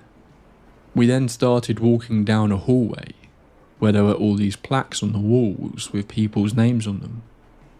I asked what they were for, and Holly stated that these were all the people who had ever died there. She was giggling as if it was a joke, but with what I had seen in my dreams, it wasn't a joke to me. We had our tea and then went to her room. We were just being typical 12-year-old girls, and Gina G had just brought out her hit, Ooh Ah, just a little bit, into the charts. We all had a hairbrush or something similar in our hands, dancing and singing along to the song. Then a little bell rang in the corner, and we heard someone shout Holly's name. It was the housekeeper stating that someone had called for Holly. So Holly said, "Back in a minute," and left the room, leaving me and Philippa still singing in her room. All of a sudden, the door slammed shut. On one of Holly's walls she had loads of VHS tapes on a shelf, and they started to fly off of the shelves. Me and my friend Philippa started screaming and made for the door, but when we got there it was locked and we couldn't open it. We were banging on the door and screaming for help. We heard Holly on the other side shouting at us to open the door, but we couldn't. What felt like an eternity but was probably only about 30 seconds passed, until we heard a click and the door swung open. We all stood there shocked, and I said to Holly I had to get home. I literally ran all the way home and didn't dare tell my mother, as she would probably not let me go back there again. When I next saw Holly, she was trying to logically explain to me that it was an old house, and her room had been fire damaged before they bought it. The door must have simply got stuck with the wind. But I knew it was something more sinister than that. Despite already having that awful experience, I stupidly went back again to play in her room. Nothing actually happened this time though, which I was glad of. What I didn't know until the next time I went over was that Holly had a tape recorder under her bed, and she had recorded us in her room the whole time. After I left, she had listened to it and played it to me on the next visit. You could hear us playing and talking, but you could also hear women talking, screaming and crying, babies crying, and what sounded like a low growling noise, amongst other things that just made no sense. It was then that Holly admitted to me that she was a kind of ghost hunter, and that she and her family loved all things paranormal. I'm not quite sure what happened next, as I was so angry at her, but I remember arguing with her when the windows in her room started to open and close on their own, and then her wardrobe doors. It was then that I thought, I'm not getting trapped in here with whatever is on that tape, and I went to run out of the bedroom door. I wanted to get home and away from this place. I was making my way downstairs when I felt two hands push on my back and push me down the stairs. Luckily, I did not hurt myself. At the bottom of the stairs, now picking myself up, I remember Holly just looking shocked over the top of the stairs, and I just ran out of the house. I never went back to that house, and I never spoke to Holly again. Just after my 14th birthday, we moved down to Suffolk, and to be honest, I didn't have anything for a long time. I would still have the occasional dream, but nothing that ever worried or scared me to the point it had when I was younger. Until I was 16, and I got a small cleaning job. I used to work with my mother. We would clean in an old building, being used as a solicitor's office. I would get off the school bus and meet her. We would then go and clean and then make our way home. This building gave me the creeps as soon as I entered it. I had a number of incidents happen here. My personal items being moved, a chair being moved in front of me, paper clips flying off a desk towards me, bins being knocked over, doors swinging as if someone had just pushed past them, that sort of thing. My mother and I used to clean a floor each, but after all these things started happening, I asked if we could work together, doing the top floor and then the bottom floor. Obviously she agreed, and the incidents did calm down but didn't stop happening. We stopped working there shortly after this, as my mother was concerned about my welfare. After this, for the same cleaning company, we would clean a school in the summer holidays, so me and my mother went to this job. There was an older lady on the team when we all showed up for the first day. The moment I saw her, I felt like I knew her. I couldn't explain it. It was almost like I had met her before but couldn't put my finger on it. She didn't talk much to me, and it was about a week later that we were sat outside one of the mobile art classes in the hot sun eating some lunch. Just me and her. I sat having lunch when she just blurted out, "Have you ever been to a medium?" I was a little shocked but said, "No, why?" She told me that there were a lot of people around me trying to get my attention, and that I wasn't listening to them. We just sat there in silence, eating our sandwiches. I didn't know what to say, but it did make me wonder. Were the people in my dreams the people around me, trying to give me some sort of message? Is that why I never recognised any of them, always in an unfamiliar place, trying to get their unfinished business sorted so they could pass on? I really didn't know, and I still don't. She didn't really say much else to me except that if I wanted some peace, then I should start listening to them instead of running away. All I can say is, what happened to me later in life really did freak me and my husband out. My husband was a non-believer before this happened, but now he believes. I was about 30 years old when this one happened. We had met a new couple, known them for about 6 to 7 months, and they had invited us over one Friday for pizza and drinks, so we popped over. But before I get to that night, I need to rewind to the Wednesday before. I worked in community care and would work split shifts, so 7 AM to 2 PM and then 5 PM to 10 PM. I would go home on my break to shower and sometimes nap. On this occasion, I was in bed having a short nap when I had a dream. But when I woke up, I thought it had actually happened. In the dream, I was on the bed napping, exactly as I was, and my phone rang. I missed the call, but the caller left a message. When I called my voicemail, it was a woman telling me to meet her at the church nearby. I thought it was such an odd voicemail to receive, but when I went to call the number back, I woke up. Now, I was so sure this had actually happened, I immediately checked my phone log, because I was sure I would see that I had a missed call from a random number, and would see my call to the voicemail, but neither call was logged. I was so confused. I was so sure it had happened. Anyways, I put it down to me being tired. I mentioned it to my husband the next day when I saw him, and he agreed I was working a lot of hours. Thursday night, I had a dream about this woman, and she was asking me to help her get to church. Something clicked inside me and I knew I had to help her. We went to this church in my local area. I have never even been to this church in real life, and I even went there after all this to check if it actually looked the same, and it did. And we watched a young girl get married. The woman seemed so happy, and then she just left, and I woke up. Fast forward to the Friday. We arrive at our friend's house and they are outside in the garden smoking a cigarette. They lived in a 2-bed bungalow, with one of the bedrooms being at the front end of the bungalow opposite the front room. This was like a storage room, and it's where their cats spent the majority of their time, as they were house cats. They also had a dog. When we arrived, I could sense they were agitated. Something was up. I asked if everything was okay, and they said something was wrong with their cats. They came out of their room on Wednesday afternoon and have refused to go back in. I asked if they put something in there that had scared them, and they didn't know. All they knew was when they got back from work on Wednesday, all 3 cats were out of the room and wouldn't go back in. They also said they heard banging coming from inside, like someone banging on the walls. So I went in, and as soon as I stepped into the hallway, it felt as if there was something standing in the doorway to that room, just staring at me. It was almost as if I could feel its eyes on me. We walked past the doorway and I was feeling so uneasy, and we were in the front room, which is opposite. We start talking about our week, and my friend said it had been a rough week as it was her mum's birthday, just gone, and she had died last year. I was aware of her mother passing, but not that it was her birthday. Anyways, we're chatting away and I tell her of my odd experiences throughout the week. I'm explaining about the woman, and she is asking what she looks like. I tell her, and a look comes across her face. She quickly gets up and starts going through some paperwork. When she turns around, she holds up a photo and asks, "Is this the woman?" I couldn't believe my eyes.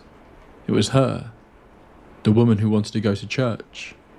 It was her dead mother, and Wednesday was her birthday.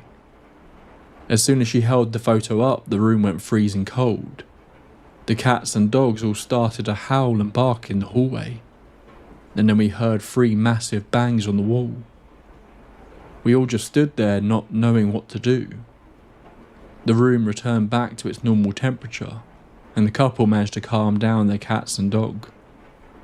Then the cats suddenly just walked back into the room, as if nothing had happened. We were all a little shaken up, but after talking with my friend, it turned out that she had fallen out with her mother just before her death, and after her death she had fallen out with the rest of her family. I still didn't understand the church reference though, until a month later when she looked up who had been married. It turns out her little sister had got married there 2 weeks previously, so 2 weeks after my experience. Maybe it was her mother trying to make her daughters make up from the other side. I don't know. But I do know my friend had a little closure on her mother's death, even though they weren't talking at the time. She had been to her grave since and spoken to her, and she felt with what happened, she knows her mother hurt her. I have thought a lot about my dreams over the years, and have tried to make some logical explanation for it all, but I'm at a loss. I still do have dreams now with strangers and strange places, But maybe because I'm no longer mentally vulnerable, I'm able to deal with it all a lot better. I have a good, happy life, and have managed to deal with my childhood trauma, so I don't know if that makes a difference. I've read some studies on how I could have been attracting this type of paranormal activity when it was at its strongest. I was going through a particularly rough time, and felt very alone.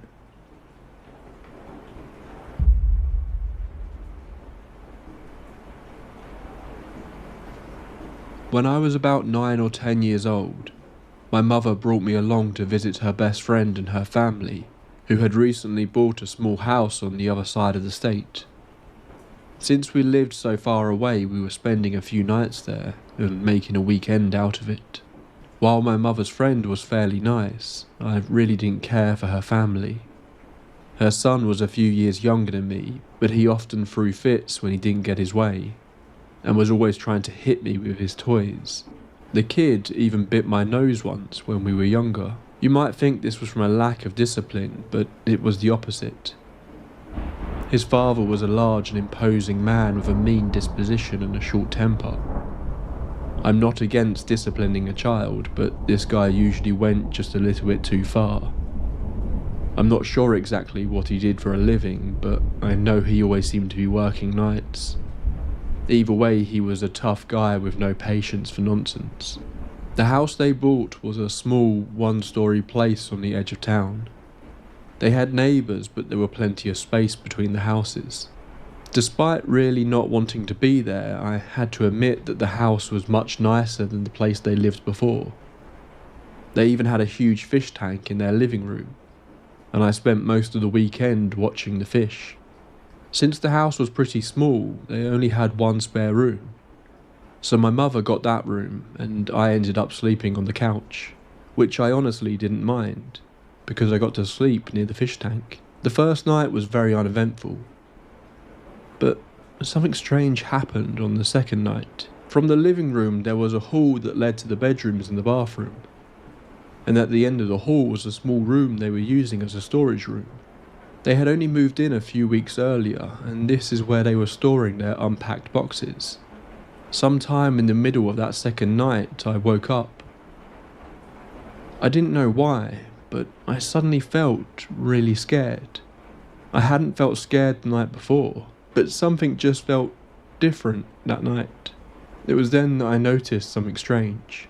The door was closed at the end of the hall, and there was light coming out from below. The door to that room was normally open, but now it was closed, and the light had been turned on inside the room. That was strange, but I eventually just decided that someone must have gotten out of bed and went into the room to look for something, and closed the door to prevent the light from waking anyone up. Trying to calm down, I looked away to watch the fish swimming in the tank. After a little while, I began to feel a little better, and started to relax again. I looked back towards the hall then, and noticed that the light under the door was gone now, but the door was still closed. By that point I was really tired, and just thought that maybe I had fallen asleep just long enough to miss whoever it was leaving the room and going back to their own. Then I fell back asleep. The next day, my mother's friend asked how I had slept, and I told her that I slept okay. But later that morning, I remembered the door at the end of the hall. Looking down the hall, I could see now that it was wide open as usual. The situation was strange, but I just figured I must have dreamt about the door being closed with the light on. I've always had a history of having odd dreams where nothing of interest really happens, so it didn't seem too out of the norm for me. Later that day, we left for home, and I didn't think about that house or that strange dream until years later. Sometime when I was in my teenage years, my mother and I were talking about her friend. She and her family had moved down to Tennessee about a year after we visited them, and now their son was always getting into trouble. I asked my mother why they had moved down to Tennessee anyway, and she mentioned that her husband had friends in that area, and they decided to move down there after the whole situation with their house. I asked what she had meant by that, and she must have realised that she mentioned something that she didn't mean to mention, because she said they just had to move. Genuinely curious about what interesting bit of gossip I was missing out on, I kept pressing the issue, until my mother reluctantly gave in and told me. It turns out, after we visited years ago, strange things started happening in the house, and it all happened with that room at the end of the hall. At first it was mostly small stuff.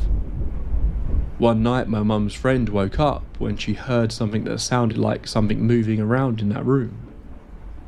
Thinking that their son was messing around in the room when he should be in bed, she got up and checked it out, only to find that the room was undisturbed and her son was asleep in his bedroom.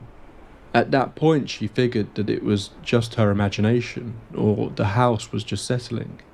Then one night after she put her son to bed, she was sitting in the living room watching TV, when she noticed that the door at the end of the hall was closed, and that the light was on. When she went in the room to check it out, she found no one was in the room. She thought it was odd, but assumed that maybe her husband had been in there earlier that night, and this was the first she noticed that he left the light on. Later on, the family got a dog, and a number of times they would wake up to hear the dog barking or growling. Every time they would discover that the dog was focused on that room at the end of the hall, but they could never find out what in there had gotten the dog so riled up.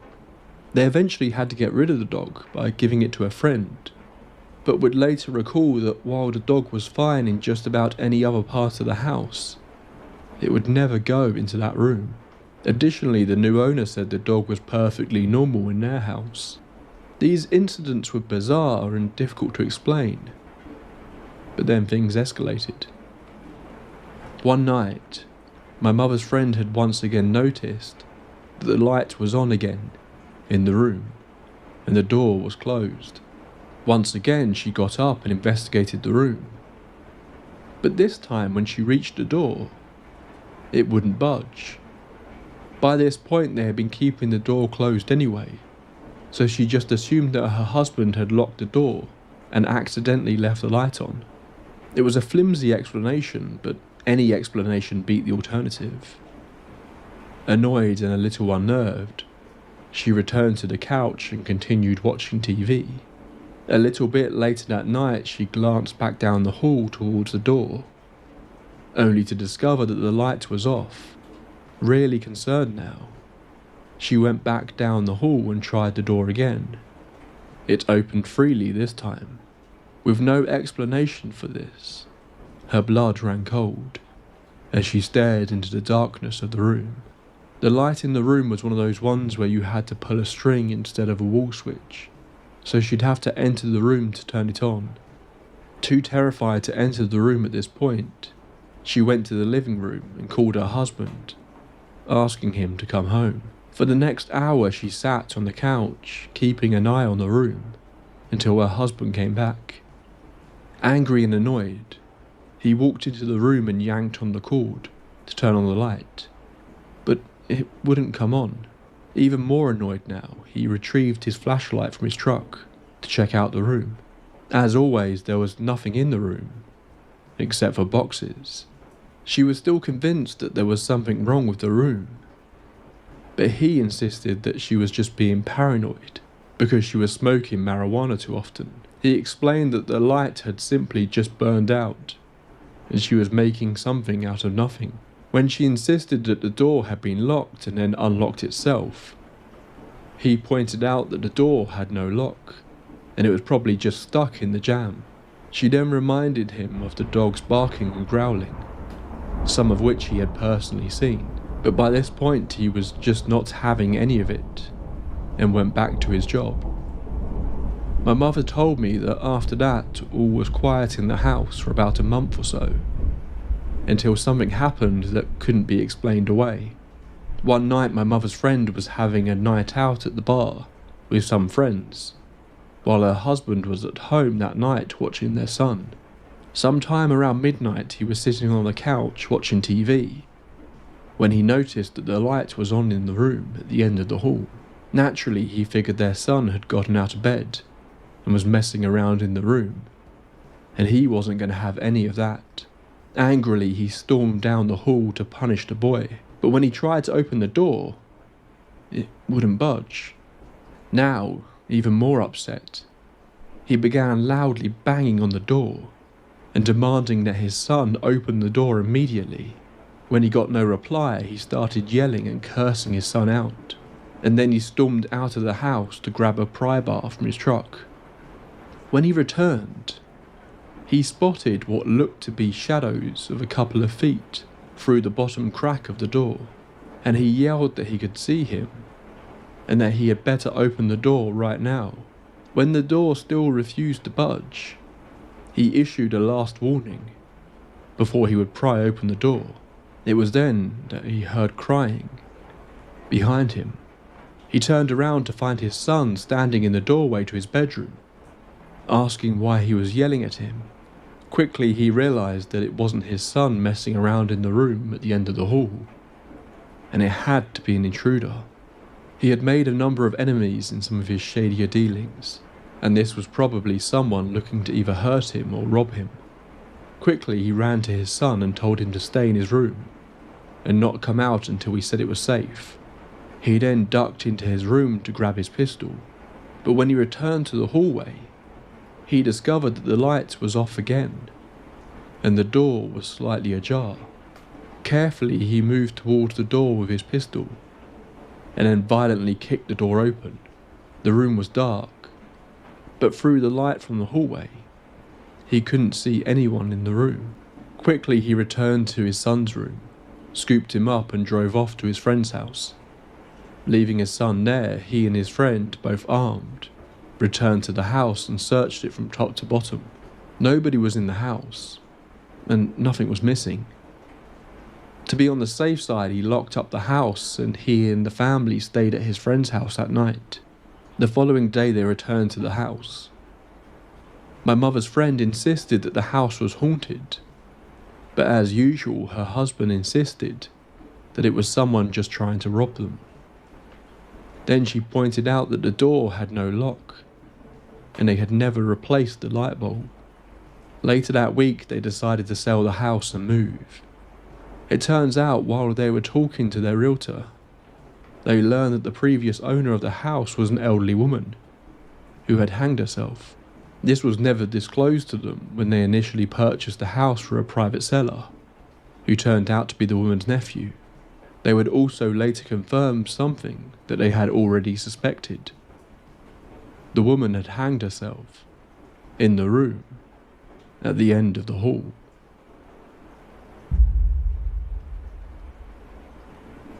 I've always been fascinated by paranormal stories and ghost investigations, but I thought they weren't real or were very exaggerated. My story isn't the scariest, but it changed my beliefs in the afterlife. In 2016, my uncle took his own life. We were like brother and sister, really close. Obviously, it was devastating losing someone that way. In the months after his death, I would always have the same dream about him. We were all in my grandmother's house, and there he was, walking through the door, the happiest I've ever seen him, saying that he was okay and that he loved us all. I would wake up because it felt so real. After waking up, I could smell his cologne in my room. That was the first time I thought maybe there is life after death. In 2017, I got pregnant with my first daughter. When she was about 18 months old, she started not wanting to sleep in her bed, so I let her fall asleep with me. When she finally started talking, she told me that a man used to come and visit her every night, and that he would sit on the end of the bed, look at her, smile, and then disappear. I asked my brother to send me a photo of my uncle through Facebook. I was living in a different country. When I finally gathered the courage to show the picture to my daughter, she said to me, "That is the man who comes at night." I just started crying non-stop. He came back to meet my baby, and I felt that he was always with me. A few weeks after that, my partner started working night shifts. My daughter and I were home alone at night a lot. I used to put her to sleep and then go gaming or watch some TV to unwind from the day. One night I saw the couch next to where I was sitting go down, like someone was sitting next to me. I knew it was him. I felt so warm. I can't really explain it. In 2020 I had another baby, a girl as well. But since the couch incident, nothing had happened. Then one night I was asleep, and I felt someone laying down with me on the bed. I thought it was my older daughter, but when I went to cuddle her, no one was there. I immediately opened my eyes and saw something running out of the bedroom. I got up and went to check on my daughter. She was fast asleep.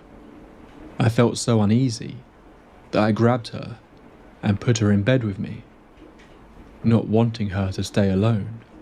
2 nights later, my bedroom door blasted open and hit the wall, and my cat just lost her mind, jumping and hissing at the door.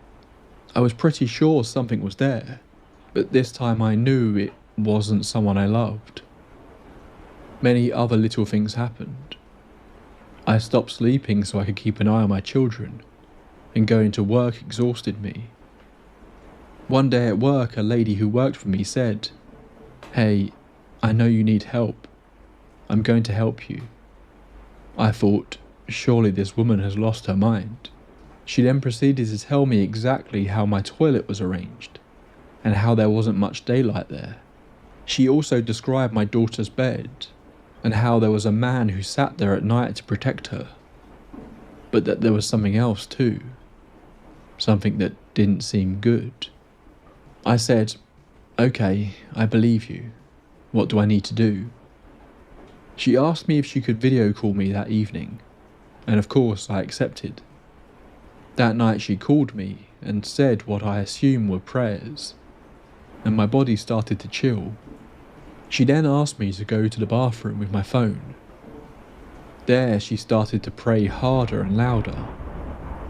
For a second I thought I had lost my mind, because I was seeing some kind of black shadow disappearing in front of my eyes. Since then, thankfully, the house has been quiet, but she did warn me that it might happen again, and that if it does, she will know and will help me.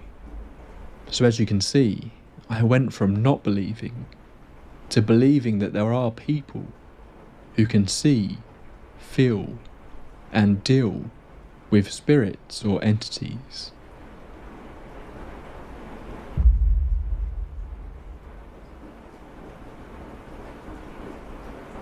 Hi, my name is Kenny, and I had a pretty crazy ghost experience back when I was in high school. In the summer of 2012, my friends and I had nothing but time and everything to prove. We were fearless, as all teenagers are, and believed that nothing could hurt us. One night, myself and 3 of my friends, Nick, Lindy and Blake, were all hanging out at Lindy's house.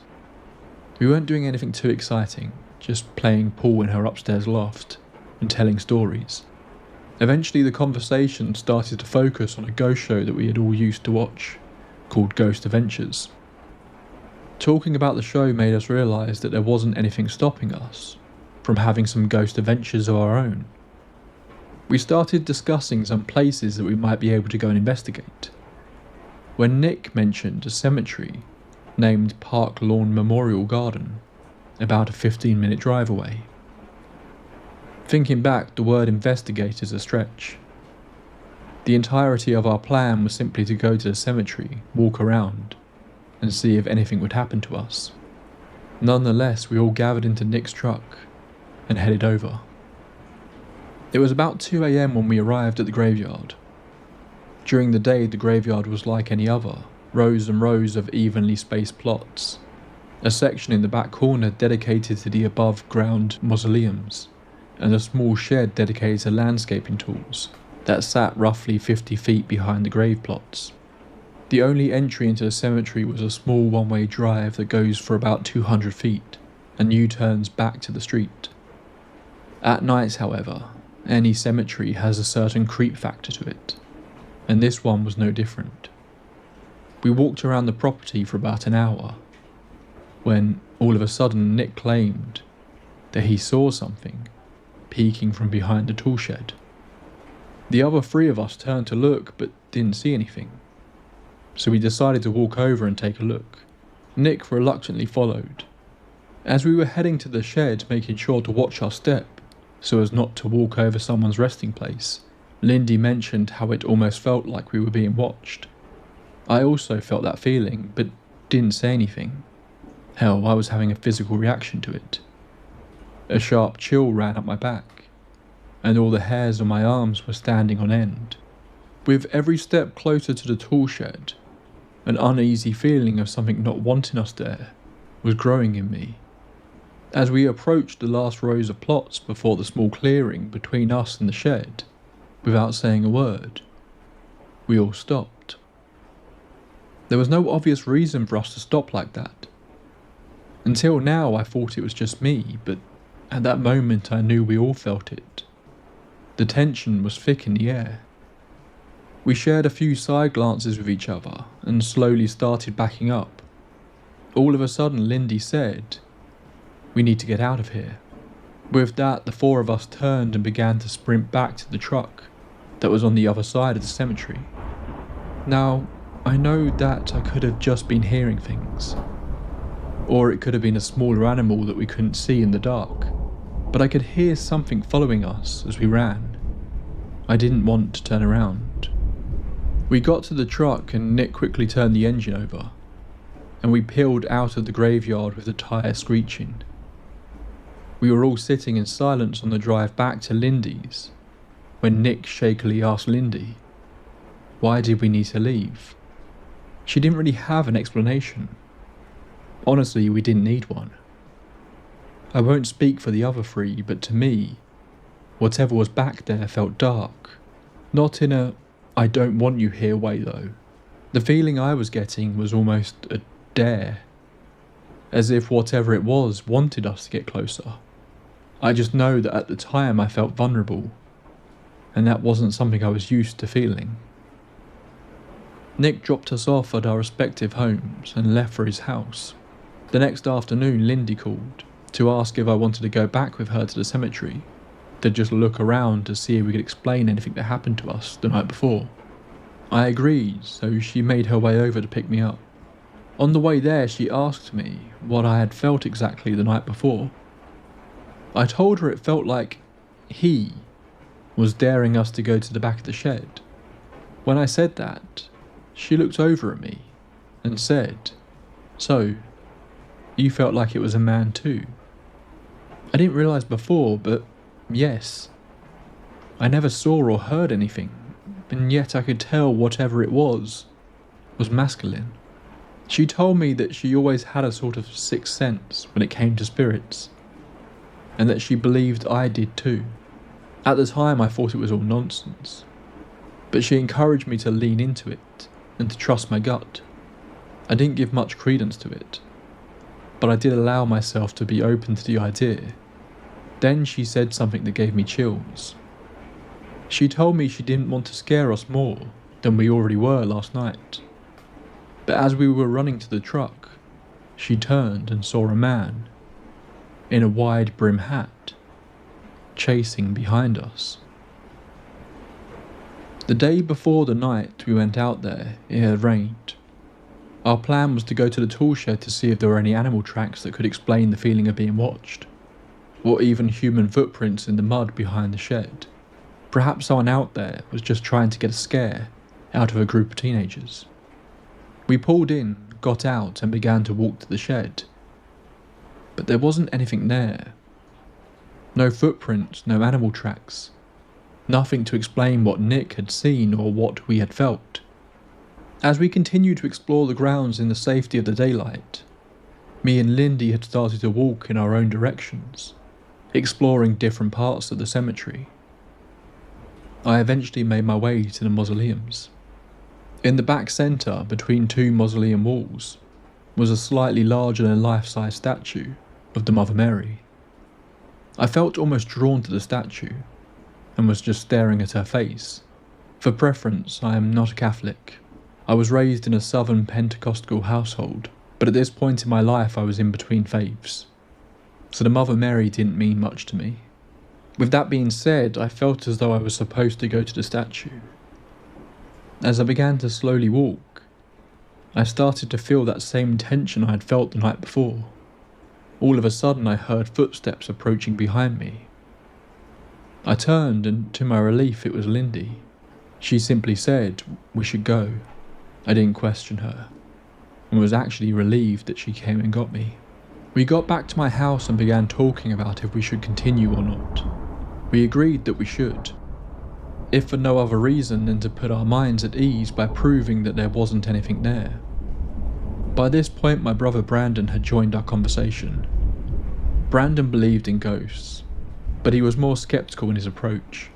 He asked if he could come with us, not for a sensational reason, but to actually capture evidence. We told him that he was more than welcome to come. We texted Nick and Blake, and we all agreed on going the next night. Lindy said her goodbyes and headed home. Brandon and I were really excited at the prospect of doing an actual ghost hunt, and were trying to figure out ways for us to gather evidence. We rummaged through the house and found our mum's digital camera and an old digital voice recorder. With that, me and my brother were ready. The next night came, and now the 5 of us were all piled into Nick's truck. Once we got to the cemetery, we decided to split into 2 groups. Me and Nick with the camera, and Lindy, Brandon and Blake with the digital recorder. While me and Nick were off checking out the mausoleum area, he stopped a few times and asked me if I had said his name. I told him no, and we wrote it off, as just his nerves getting the better of him. The 2 groups linked up and exchanged what little experiences we had.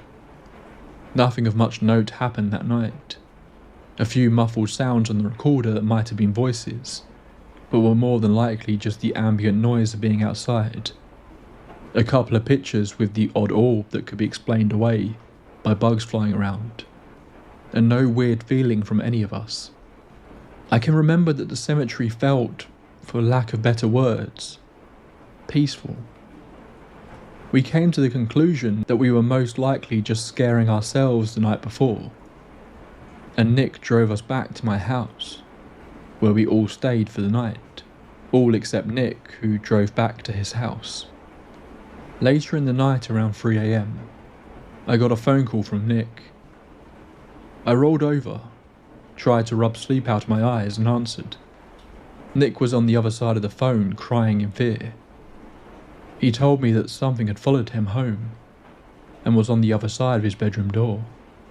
His dad was away on a trip, so there shouldn't have been anyone in the house besides him. He continued and told me that his hallway light was turning on and off.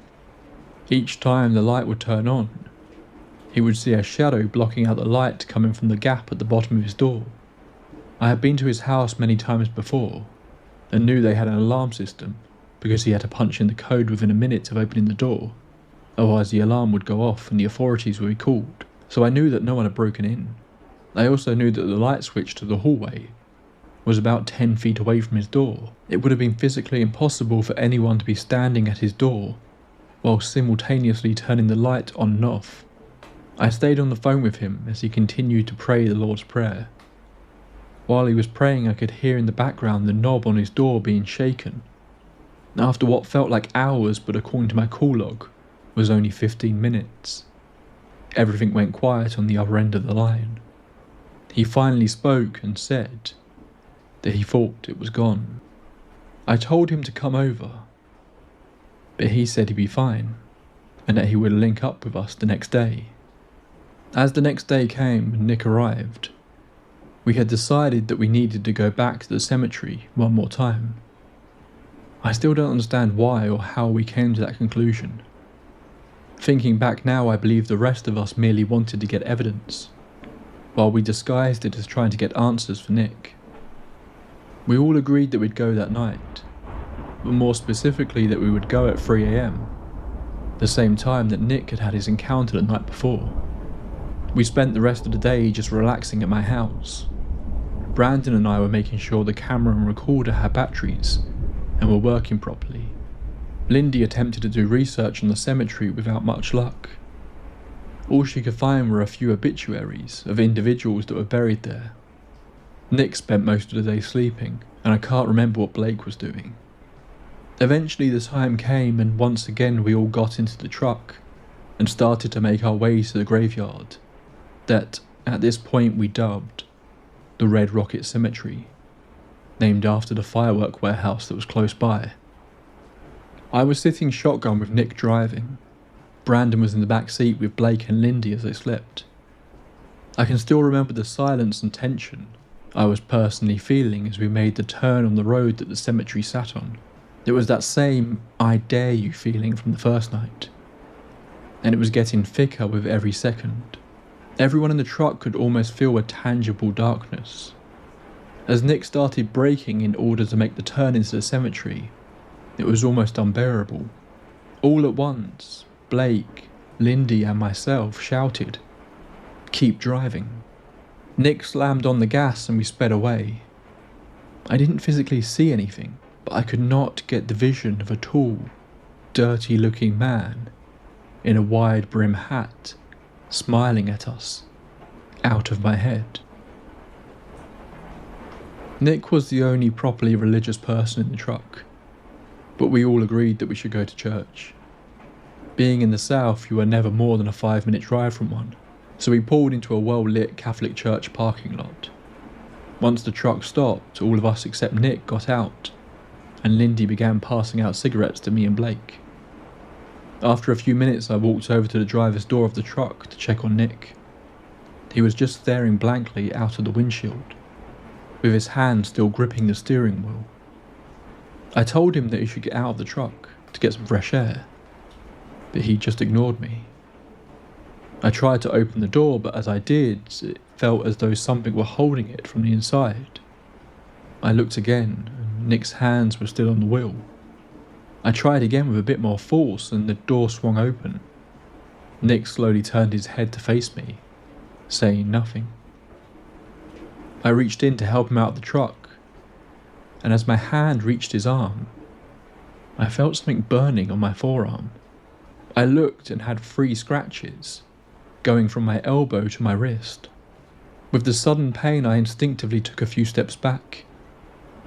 At this point, the others started to notice the weird things that were happening, and started to gather on the driver's side of the truck. Nick just leaned out of the door and vomited. We all just sort of stood there looking at him, and he suggested that we head back to my place. By this point, it was almost 4 a.m, and we all had a very long night, so we agreed. Nothing happened on the ride back to my place. Blake and Lindy had fallen asleep in the back seat. Brandon may have as well, but I can't remember. I was still riding shotgun and was too creeped out by everything happening with Nick to even begin to think about sleep. Once we got back to my house, Brandon went to the living room couch to pass out, while Lindy, Blake, Nick and myself went to my room. Lindy and Blake plopped down onto the futon that I had and went back to sleep.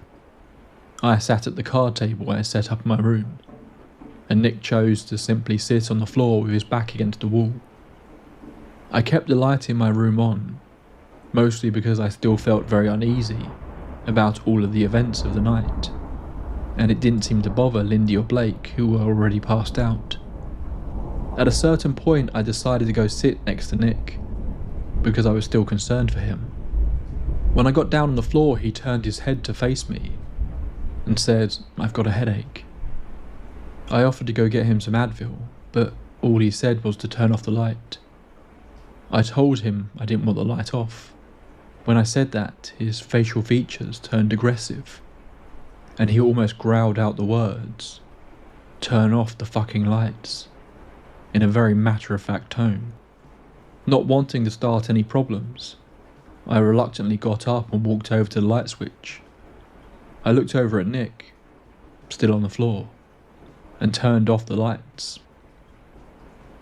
The moment the lights turned off, that dark feeling swept across the room, and I could see shadows darting back and forth across the walls.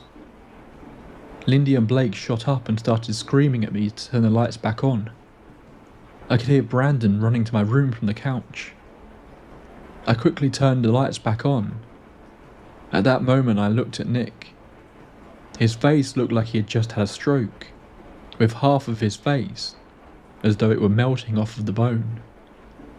He was staring at me with what I can only call pure hatred in his eyes. All he said was, "Why did you turn the lights back on?" As soon as the words left his mouth, he slumped over. As quickly as his head dropped, he shot back up, his face now looking normal. He started scanning the room, almost in a panic. The other four of us were now all focused on him. He looked over at me and Brandon and asked, "When did we get back to your house?" We explained that we had been here for about 45 minutes. I asked him what he remembered. According to him, the last thing he remembered before waking up was us about to turn into the cemetery. We filled him in on everything that had happened, but he had no memory of any of the events of the night. We were never able to explain the dark thing that was attached to Nick. I wish I could say that was the last time we had to deal with it, but that's for another story.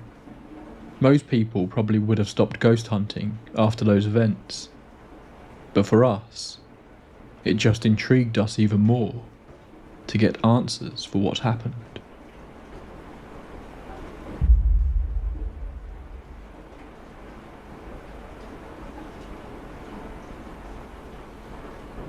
Six months ago, I began a new job at my local hospital doing pharmacy work. The office space I work in is on the second floor, but to get there you need to walk through an old decommissioned part of the hospital where patients used to be housed for treatments. This area was basically a long hallway, about 35 to 40 feet long, that led to the part of the hospital I worked in. It was considerably less taken care of, as you would suspect, but nonetheless it was a shock to see it for the first time. The walls were lined with white tiles that were beginning to yellow. The floors were browning, and the lights hanging above were either very dim or just not working at all. Stations that once sat nurses were now empty and destroyed. Equipment that was once used to help monitor patients was now scattered and forgotten. The hallway was lined with doors, all shut. Each door had a single pane of glass that, if I had to guess, was where a nurse could look through to check on a patient. Now that I have hopefully given you all a good mental image, let me get into the paranormal experience. So when my experience happened, I had been with the company for around 5 weeks. On this particular day I was scheduled to work the overnight shift from 8 PM till 5 AM. I walked through the parking garage to the employee entrance and used my keycard to unlock the door, as I have done many times before. I stepped inside and flipped the switch to the left of the door to turn on what little lights would work. With the long hallway dimly illuminated, I began to walk forward while scrolling on my phone. After a few seconds, I distinctly remember feeling as if I suddenly was not alone, a feeling that I have not felt before walking through this part of the hospital.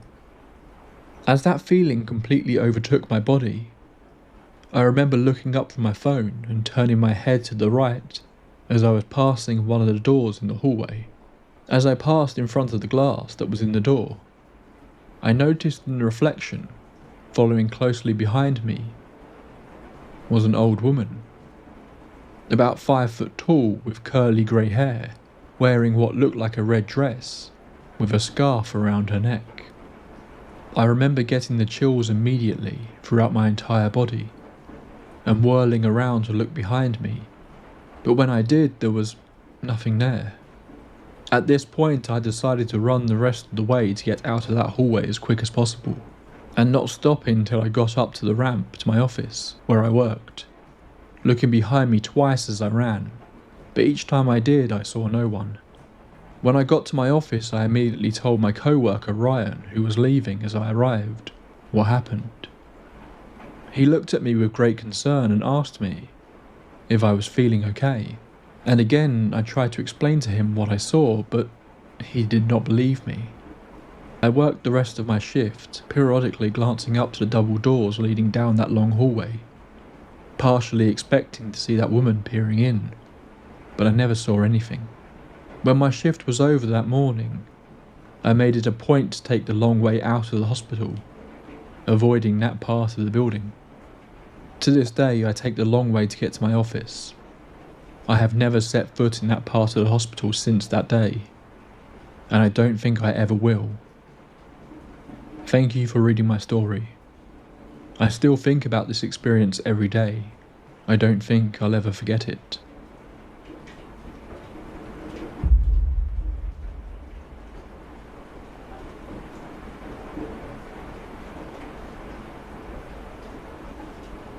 I live alone in a block of flats on the 3rd floor with 1 floor above. The building is not very well made, so you can hear noises from the other flats. Thuds, cupboard doors being closed, footsteps from upstairs. I've lived here for so long that I'm used to the noise, and I kind of know what to expect. Like I know my upstairs neighbour works nights, and at about 4 PM until 10 PM, you can hear her walking around. The building was built in 2010, so not old, not built on a burial ground or anything. My flat's always felt fine, but for the last 4 to 5 months, from time to time, I feel like someone else is in the flat with me. You know that feeling you have when there is another person around you? It's not possible for anyone to sneak in, because my flat only has 1 door, and it's too high up for someone to climb in. For a few nights I've had an experience where I lay in bed watching YouTube, and I can hear footsteps coming towards my bedroom, and they stop like someone is standing at my door. At first I thought it was my neighbours from upstairs, walking, but it always happens at a time when my neighbour would be at work. Every time it happens my whole body tenses up, and I'm genuinely afraid to turn around and look at the doorway. When I cook in the kitchen, my back would be turned to the door, and I feel like someone is there, staring right at me.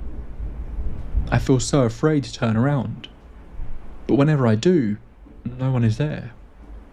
Sometimes when I'm in the bathroom with the door shut, I feel scared to open it. Something tells me that someone is behind the door, so I stay there until the feeling disappears. Lately, something weird happens that is honestly freaking me out. So my front door is a little corridor, with 2 other front doors for the other flats. And there's another door leading towards the building stairs. When someone uses that door, you can hear the door open and shut. It's a fire door, so very heavy. Also, the light in the corridor automatically comes on. It switches off after about 10 seconds if no movement is detected. I also have a doorbell camera. Lately, someone knocks on my door, and when I check, no one is there. The light in the corridor is off, and I didn't hear the fire door open or shut. I can hear the knocks very loudly, as if a person is knocking. It's always 3 knocks, very distinct and loud. It has happened 5 times in the past month. I keep a diary of when it happens, and it's at random times during the day or the evening, but never at night. The camera doesn't catch anything. No one is there when the knocks happen. I come from a Slavic background, and we have a legend that warns not to open a door if someone knocks but no one is there, because that's an evil spirit trying to come in. I have no idea what's going on, but my flat feels odd lately. It randomly gets cold even with the heating on, and there's this weird knocking. I don't play with Ouija boards. I don't do anything occult. I haven't been in the graveyard or a haunted place, so I have no idea what this could be. Could it be a curse? Like someone has cursed me and it's manifesting? I don't know. This is about the time I encountered something strange in the woods. I lived in the Appalachians at the time, right in the Kentucky-West Virginia range. I was around 12 or 13. I lived in a small town with no more than 600 people. at any given point. It was a coal town, so all the small hollows were accented by the massive 4-lane highways meant for the coal trucks. We lived deeper in the mountains, a small hollow nestled in a valley of sorts. My family had 2 pastures on either side of our trailer. One was in a small flat by a tiny graveyard, and the other was in front at the bend of the road. It was a humid summer day, and I was on break from school. It was about 5 o'clock, and I wanted to play on the mountain by the house. I had taken an interest in that at the time because me and my brother had adventured up there. It was so fun, always running around and jumping in the stream that ran off the side and through one of the pastures, or just knocking down the tiny dead trees. I wanted to build my own little thing up there, like on the survival shows I was watching. So I put on my survival clothes, just a ratty pair of jeans, a hand-me-down Slipknot shirt, and for whatever reason I had at the time, my brother's snow boots. I never had any real boots, so these were the next best thing. I set out up the hill at around 4 p.m. While it wasn't dark out, the sun had already set on our small hollow, so there was no direct sunlight. The mountain was steep, but the cows in the pasture had created small steps that I used to climb up to the more flat top. I got up there and had a blast, breaking sticks and trying to make a small little shelter to the best of my ability. I had made what I thought at the time was the perfect survival shelter. It was really just a loose collection of sticks I'd laid against a fallen tree, so you could lay under them and have some cover from the outside. I ran back down to the house, got a book and a can of raviolis, then shoved them in the small shelter. I was on top of the world. The day was winding down. I didn't have a watch, but it was starting to get to around 7 p.m. The sky was milling into orange and yellows of the evening. I heard the grasshoppers and the frogs along with the birds. The forest felt teeming with life. I was sitting there reading the National Geographic magazine I brought with me, when everything just fell silent. My blood ran cold. What was once an alive soundscape of the woods was suddenly silent. My face flushed and the blood rushed to my ears as my heart thrummed in them. I stayed completely still, not daring to move, just listening for a sign of anything. I don't know how long I sat there, but eventually I heard the crack of a dead limb somewhere off. I was a pretty dumb kid, so I stupidly called out to it. I stuttered some sort of hello. My voice was quivering and I was shaking like a leaf. As I called out, I moved out of the small shelter to look around at the relatively flat woods. My heart only beat louder in the silence. I saw nothing. My hair stood on end. I wanted to run, to scream for my mum to come and get me. But my eyes and body were frozen, staring into the woods ahead of me. Another stick cracked in the woods, closer this time. A strange, almost gasping sound came from just ahead of me, not more than 30 feet. It sounded like when someone has the wind knocked out of them, gasping and trying to talk at the same time. It just didn't sound right. I was a gullible kid when I was younger, but I always tried to calm myself down by rationalising whatever I was scared of. But this, I couldn't. I was too scared to. I didn't respond to the strange gasping noise. My knees ached and my heart pounded in my chest. My hands were cold as I tried to get my body to move. Another twig cracked, this time closer to me. Another sound came from whatever was there with me. A breathy, light, almost like a stilted exhale. It came in a sequence of 3. The voice was shrill, but got lower each time it made the sound. My fight or flight kicked in and I bolted off the mountain. Tears were running down my face as I screamed for my mum. She met me at the back porch, utterly confused by what I was trying to mutter out through my sobs. I was absolutely filthy, having fallen down the small embankment as it levelled out. I tried to describe what happened. Her face went pale as I said someone was up there with me. She ushered me inside and calmed me down. I don't know what was up there that summer day. I remember the noise clearly, and I remember how scared I was. A part of me wants to think it was some sort of animal, but I don't believe it was. I've had an intense fear of the deep wood ever since, never straying off whatever trail I'm on. You don't know quiet until the woods go completely quiet.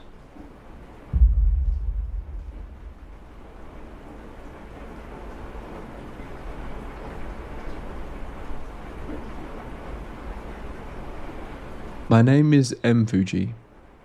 I'm a huge fan of your show, and tonight I was listening to one of your fan submission episodes and thought maybe now is the time to break the silence on this. Though it's not my first or only ghost experience, it's the one that scared me the most. I hope you enjoy it, and maybe someone in the comments can help me figure out what the hell it was. When I was a boy, I spent almost every weekend at my grandparents' house. A beautiful brick home, early 20th century type deal, in Hyde Park, Toronto. It had this beautiful Japanese maple out front. My grandparents bought this house in the 70s and lived in it for the rest of their lives. So one weekend, my aunt and uncle, who were my grandparents' caretakers at the time, stepped out to grab a pizza from the bakery down the road, meaning it was just me alone with my grandparents. I was walking downstairs into the basement when I saw a man speaking with my grandmother. I didn't hear the doorbell, so this caught me by surprise. He wore a tweed suit and was so incredibly tall that he had to slouch his neck to the side to fit in the basement without his head whacking the ceiling. He would turn the television off my grandmother when she fell asleep on the couch and run the water when she wanted to make tea. I never heard him speak, but I knew in my stomach he was a good person. When I spoke to my grandmother about it, she said, "Oh, that's my friend. His name is Henry. He is kind." The next time I saw Henry, he was gently moving through the halls of the house, but that's when I noticed his feet were like a mist, transparent. I came to the realization at that point, Henry was a ghost. It's hard to believe that 10 years had passed since then, but sometime in November 2016, when I was fresh out of high school, I decided to move into the basement of my grandparents' house, which was subsequently passed down to my aunt after they had died a few years earlier. I wanted to be closer to the city to get a job or go to university. The move went really well, and after having built all the furniture, I laid back on my bed and enjoyed a hard weekend's worth of work. But it was not a restful night. The occurrences started off slow. A television turning on here, or a tap turning on there. Though these were weird events, they never really scared me. Not with me practically growing up with these events. I just thought to myself, that's just Henry doing his thing. But weeks later, I would learn of something darker that lived in the basement with me. Something that makes my skin crawl even thinking back to it now. Coming home from my friend's house, I passed my uncle's truck parked at the curb out front of the house. I grabbed a handle to make sure the door was locked. We'd had a series of break-ins the past week, which left me short one Canon 5D Mark II, so this became my coming home ritual. I went through the side entrance and peered up the stairs to make sure the door to the main house was locked. I wanted a game in my boxers, and didn't need someone bothering me. I threw my street clothes into the hamper and, in my boxers, plopped onto bed and loaded up a game on my 3DS in silence. But that silence was broken by a scream from upstairs. The scream turned to yelling. My aunt and uncle were having an argument when, in a crescendo of noise, the front door slammed shut. The moments following were filled with a deafening silence, and that's when I heard it. From the top of the stairs leading to the main house, my uncle called down to me, "Emphagy, can I come down?" Ah, shit, I thought to myself. This was going to be a super awkward conversation, and I didn't want to deal with it. So I did what any person would do in that position. I pretended I was asleep. Quickly I pulled the blankets over my head and stayed quiet. Slow, methodic, and booming footsteps moved further down the stairs as my uncle had now entered my apartment. "Can I come in?" he said. But my stomach sank when it spoke. It sounded like him, almost identical, but it wasn't him. That little voice of reason inside my head said, "Whatever you do, do not talk to it. That's not your uncle." What could I do at this point? I heard the footsteps nearing the edge of the bed, and then it walked over to the side. I could feel it, right on the other side of the blanket. Its lips almost next to my ear. Everything went silent when I heard it say, "I know you're awake." Without warning, I felt it walk through me, and my body turned to ice. Fueled by adrenaline, I shot up from the bed and ran towards the stairs to leave. The closet door, the bathroom door, and the laundry room door all slammed shut at the same time. I swung the side door open and sat on the curb in front of the house, catching my breath. I sat there for almost half an hour before I realised. My uncle's truck wasn't parked in front of the house. I was the only one home. But the story of the thing doesn't end there. You see, I kept that story to myself for months, since I didn't want anyone to think I was crazy. That was until April 2018. My family and I had gone to Florida to surprise my dad for his 60th birthday. My girlfriend stayed at my place to play video games on my gaming PC. 2 days later, I got a call from her. She sounded panicked, scared. She was laying on my bed when she heard my aunt call down to her. She pretended to be asleep. She told me she could feel the weight of my aunt sitting at the edge of the bed in silence, eventually broken by my aunt asking her, "Are you okay?" My girlfriend told me she had this gut feeling not to speak back to it. And after 5 minutes of silence, she peered over the blanket to find no one in the basement. She was really creeped out, but left the house once I told her. My aunt was sitting next to me, in Florida. We moved out the next year, and my aunt and uncle sold the house the year after. No paranormal activity has happened to any of my family since. I hope the family that lives there now hasn't met Henry, or whatever else lived in that house.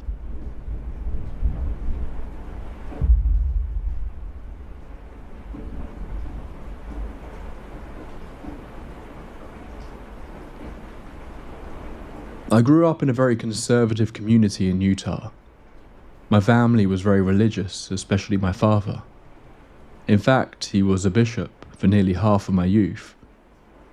I never paid much attention to spirits or the paranormal, outside of fiction and movies, until I was about 11 years old. It was early autumn, cool enough for the leaves to fall and blanket the yard in their beautiful death throes, but still warm enough to leave the large wooden front door open and allow the closed screen door to let in the fresh air. My father and I were alone in the front room watching the television. It was MASH, if you're old enough to remember. It was quiet as my father didn't like loud noises, so it made for a tranquil evening. The tranquility was interrupted by the screen door whipping open and despite the lack of any wind, it stayed open. It was dark outside as MASH was the last show I could watch before I had to go to bed.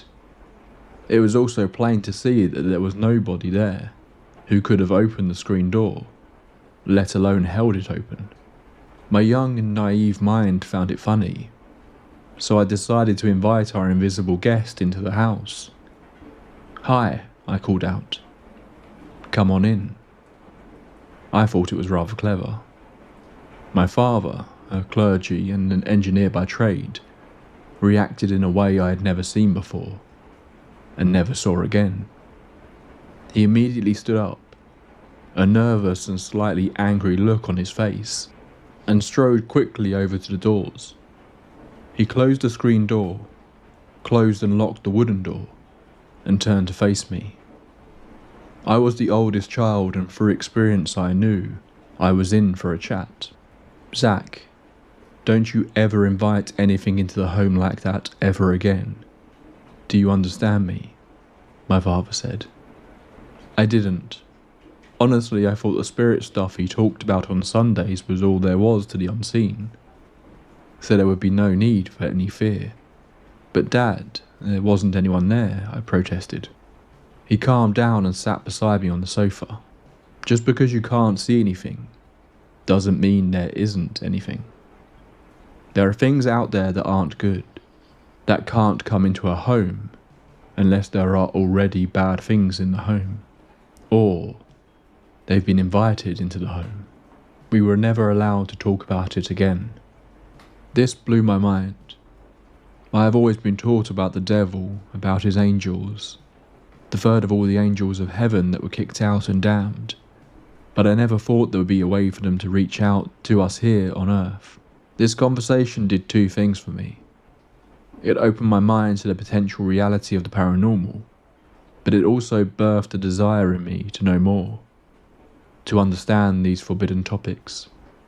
From that point through the rest of my teenage years, I continued going to church with the family, believing but also going to the local library to devour any information I could find that are related to dark spirits, the paranormal, the occult, or quite simply, to the race or kind of thing that opened the screen door that fateful night.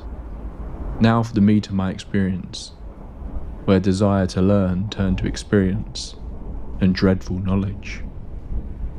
I was just under 19 years of age and had moved to Brazil as a Christian missionary, and immediately fell in love with the people, culture, language and food. I spent most of my time in the state of Minas Gerais, in the capital city of Belo Horizonte. The longer I lived in Brazil, the more exposure I had to some of the more exotic forms of spiritual worship. One of those was frequently called Macumba.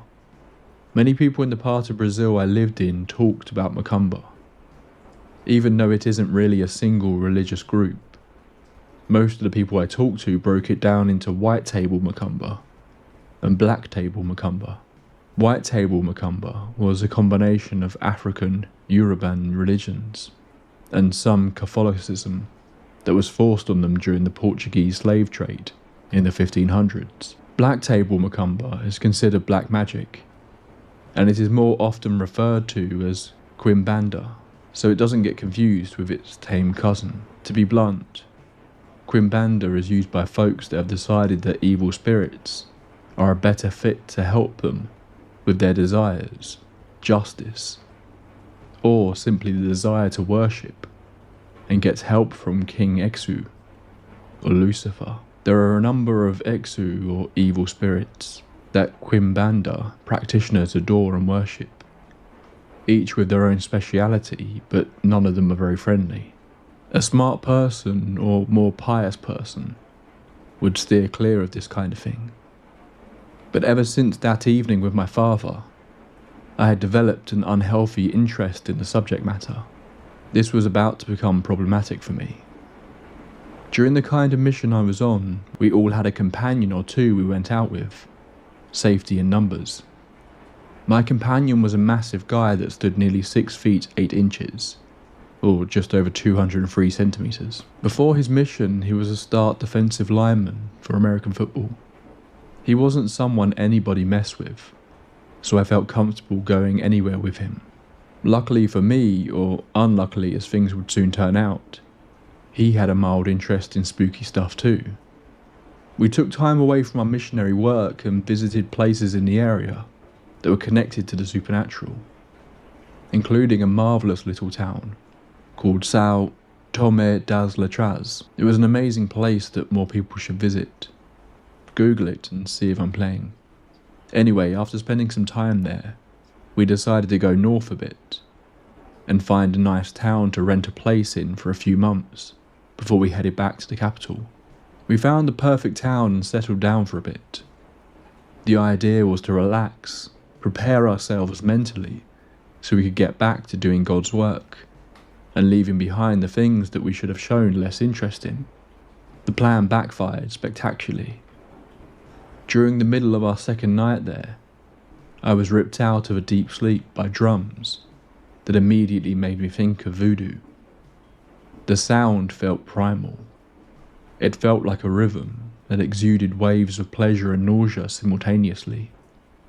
This was in 1991, and to this day I clearly remember my heart pounding as if in sync with the drums, both dreadful and exciting. I felt almost spellbound, drawn to it. There was also a clear feeling, almost as if spoken within my mind, warning me. The heavy thumping of my heart and something in the sound pulled me closer to the window. Not physically. I was still in control, but it was a struggle between two different sets of desires. I knew deep inside that this sound was profane, hinting of things forbidden, but my will to speak with what I couldn't see when I was 11 was stronger. I knew I needed to open the window and look. Just look. Harmless enough, right? I swung my feet over the edge of the bed, all my movements seemingly slow and groggy, and I walked to the window. Have you ever felt like you were standing at a precipice? Not a cliff of rock and stone, but a cliff of consequences. This was such a moment, although only the second largest of such thing I would face in Brazil. The window's latch whined as I unlocked it, and opened the glass to the hot night air. What before had been faint beating of drums was now vibrant, melodic thunder that I felt more in my soul than my ears.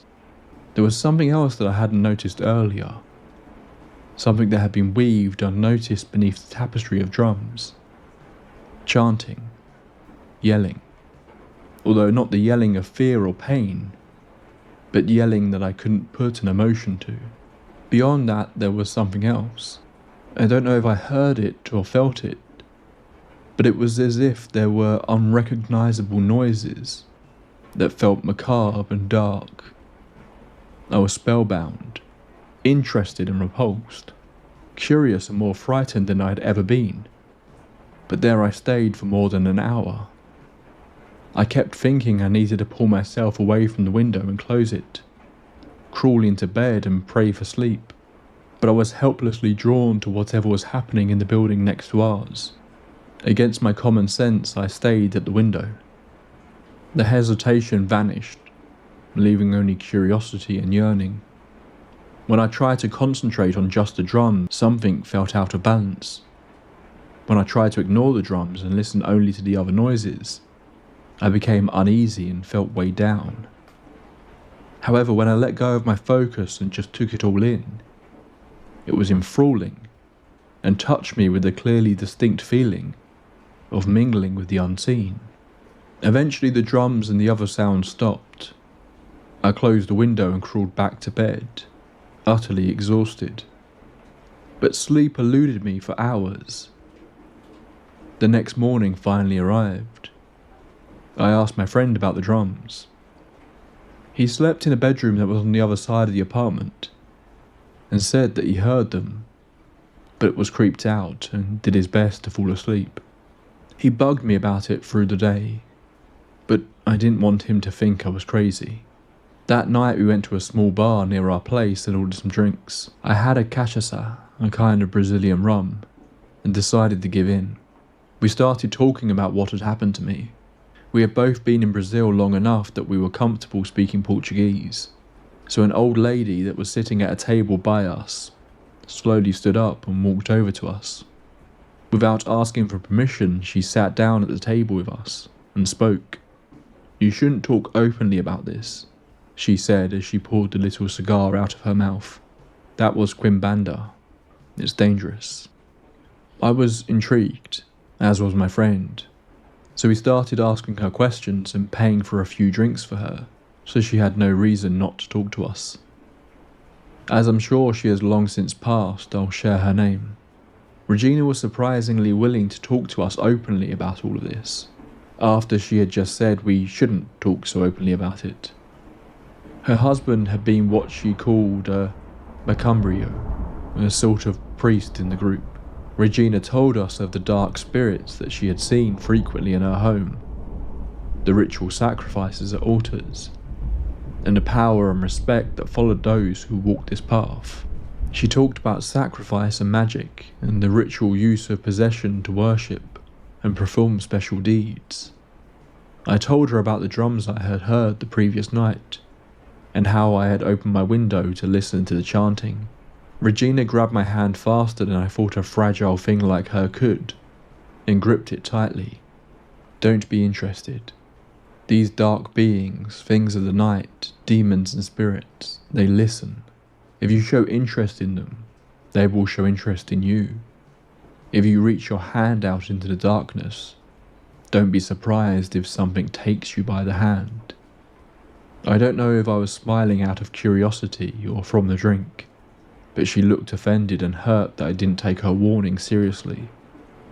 She released my hand and stood up from her chair. Regina started to leave, but turned back to speak one last time to us. "We have a saying in Brazil," she said in broken English. "Fala do diabo e ela mostra seu rabo." She repeated this 2 more times and then left. The saying is simple. Speak of the devil and he will show you his tail. Those were wise words, but like many young men, we paid little attention to the voice of experience, and soon left the bar with darkness still rolling off our tongues. The drums didn't play that night, so we sat around the kitchen table and drank a local tea, and talked brazenly about everything we'd experienced and heard. The feeling in the kitchen quickly filled with angst and heaviness. We allowed ourselves to look beyond our walls of comfort and understanding. I felt like a young boy that had found his first nude picture, and was giddy with excitement at the possibilities that played on the fringes of my recently opened mind. My friend and I talked, speculated, continued refilling the tea with our boiling pot of water, probed the darkness of our understanding, and then we wished aloud that we could actually see something. Not just tales, no folklore, but something real. That wish changed us both, our friendship, and impacted me in ways I wasn't ready for. In one moment we were filled with the euphoria of discovery of the unseen, the giddiness of forbidden exploration, and then in the next, my heartbeat abruptly increased dramatically.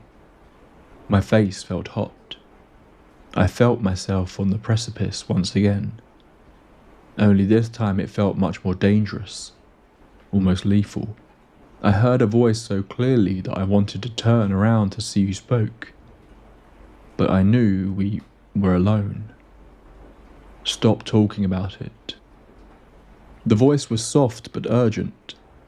It wasn't loud, it wasn't quiet, but it was unmistakably there. My friend must have seen the changed look on my face. He stopped immediately and asked me what was wrong. I couldn't tell him what I was feeling. I was a small guy, never popular, and didn't want to appear weak. But I knew I was on the verge of something, so I took a step. "Nothing's wrong," I said. We kept talking about the darkness, quimbanda, spirits and demons. My unease grew, and I heard the voice one last time. "Stop. This is your last chance. I don't know if my friend heard the voice, but he must have felt something because he suddenly looked nervous and almost scared. There was not a single positive feeling or a bit of energy in the kitchen. The whole room felt like a vice squeezing down on me. Despite the warnings, I continued to talk about it. I walked over to the stove to put up the pot of boiling water for our tea. My friend was still sitting at the table, looking at me with an odd expression on his face. My feelings of anxiety began to be replaced by excitement, almost a perverse joy. As I put my hand on the handle of the pot of boiling water, I picked it up and turned to my friend. I don't remember having any emotions at that point. I was going to walk over to the table and fill the tea gourd with hot water. And that's when it all went black. Have you ever passed out or gone under for surgery? There seems to be no break in time. You are awake somewhere and then instantly you are awake again. No sense of the passage of time. That didn't happen to me. I was aware of time passing. Not how much, but there is a blank chunk of memory that has been lost forever to me. My friend wasn't so lucky. The first thing I remember after that empty chunk of memory was seeing my friend cowering against the kitchen cabinets on the opposite side of the kitchen where I had been. This mountain of a man was pressed against the cabinets, cringing and as pale as if he had died. I noticed my vocal cords were sore. There was a strange noise that stopped coming out of my mouth. And then I realized in horror that I had been laughing. I felt my mouth relax from what had been a grin. As I regained more and more control over myself, I finally was able to speak, and my voice felt dry and weak. What's wrong? What happened? My friend's face didn't change expression at all, but his eyes did move. He had been intensely focused on my face, but his gaze adjusted and moved over to my right, just over my shoulder. As his eyes moved, I clearly felt something lifting from me, like dark clouds. The lighting in the room suddenly normal, and I felt weak and spent. At this point I realized my friend was looking at something to my right. I turned, afraid of what I would find, and saw what he was staring at. It looked like a shadow, but it wasn't on the wall. It wasn't something two-dimensional standing on the floor. It had depth and, for a lack of a better word, some kind of ethereal matter. It stood in the middle of the kitchen. It was darker than a shadow, darker than under your bed in the middle of the night, and it was humanoid in shape. This thing remained there for a few seconds, as if to burn its existence into our minds, and then began to move backwards. It went quietly, calmly, almost tauntingly, and then stopped when it appeared to be right up to the kitchen wall. I looked in awe as it simply slipped through the wall and was gone. I glanced down at the floor, becoming more adjusted to the change in the surroundings, and realised I had moved quite a bit from where I was last standing. The pot I had picked up was laying upside down on the floor, the spilled water already cool. I realised I was holding something else, and looked down at my hands. I was holding one of the apartment's kitchen knives. I dropped the knife and turned around to face my friend. His face was a mixture of shock, terror and blame. I told him the last thing I remember was standing at the stove and grabbing the pot. He quickly left the kitchen and went to his bedroom. It took me 10 minutes to convince him to come out and talk to me. I begged for an explanation because I had no idea what happened. He finally came out looking both angry and scared, and told me what happened. I wrote this down shortly after it happened so I wouldn't miss anything. This is what he told me. You were standing at the stove and you started to pick up the pot. I told you that maybe we better stop talking about all of this. That was when you stopped. You were holding the pot when you changed. Everything around you went dark. It was like your aura turned black. Even your eyes changed. You looked at me and said, "No." You dropped the pot. Boiling water went all over the kitchen, all over your legs, but you didn't even flinch. He stopped, lowered his head, and then looked at me again as he continued. His voice grew angrier. You started to laugh. It wasn't your laugh, though, it was different. You kept laughing, and then you started to walk towards me. You picked up that knife and started walking towards me. Your eyes were dark, I didn't see any colour in them, but there was hate in them. Does that make sense? I told you to stop, but you wouldn't. Whatever the hell was inside of you was scaring me. You backed me up against the counter and started to laugh, louder and louder. I was sure you was going to cut me up. My friend went over and picked up the pot and angrily threw it in the sink. I told you to stop, but you didn't listen. We shouldn't have been talking like that. He walked around to the other side of the table, shaking with emotion, and pointed a finger at me. You were possessed. We didn't talk to each other the next day, and it took almost a week before we were almost normal. But there would never be a normal again. We didn't talk about that ever again. He left Brazil 2 weeks later, and I stayed for another year. To this day, I don't talk about this experience often. In fact, I've only ever told this story in person to 4 people. On my life, this is real. Do with it what you will. Believe it or not, it won't affect me. Let me leave you with a warning. We all have beliefs. If we act against our beliefs, we become vulnerable. We open ourselves to that which we fear. I was possessed. My body had been taken over, without a memory of my actions, yet aware of the emptiness where memory should have been. Darkness entered me because I invited it in. Don't reach out into the darkness and unknown, for something often will reach back.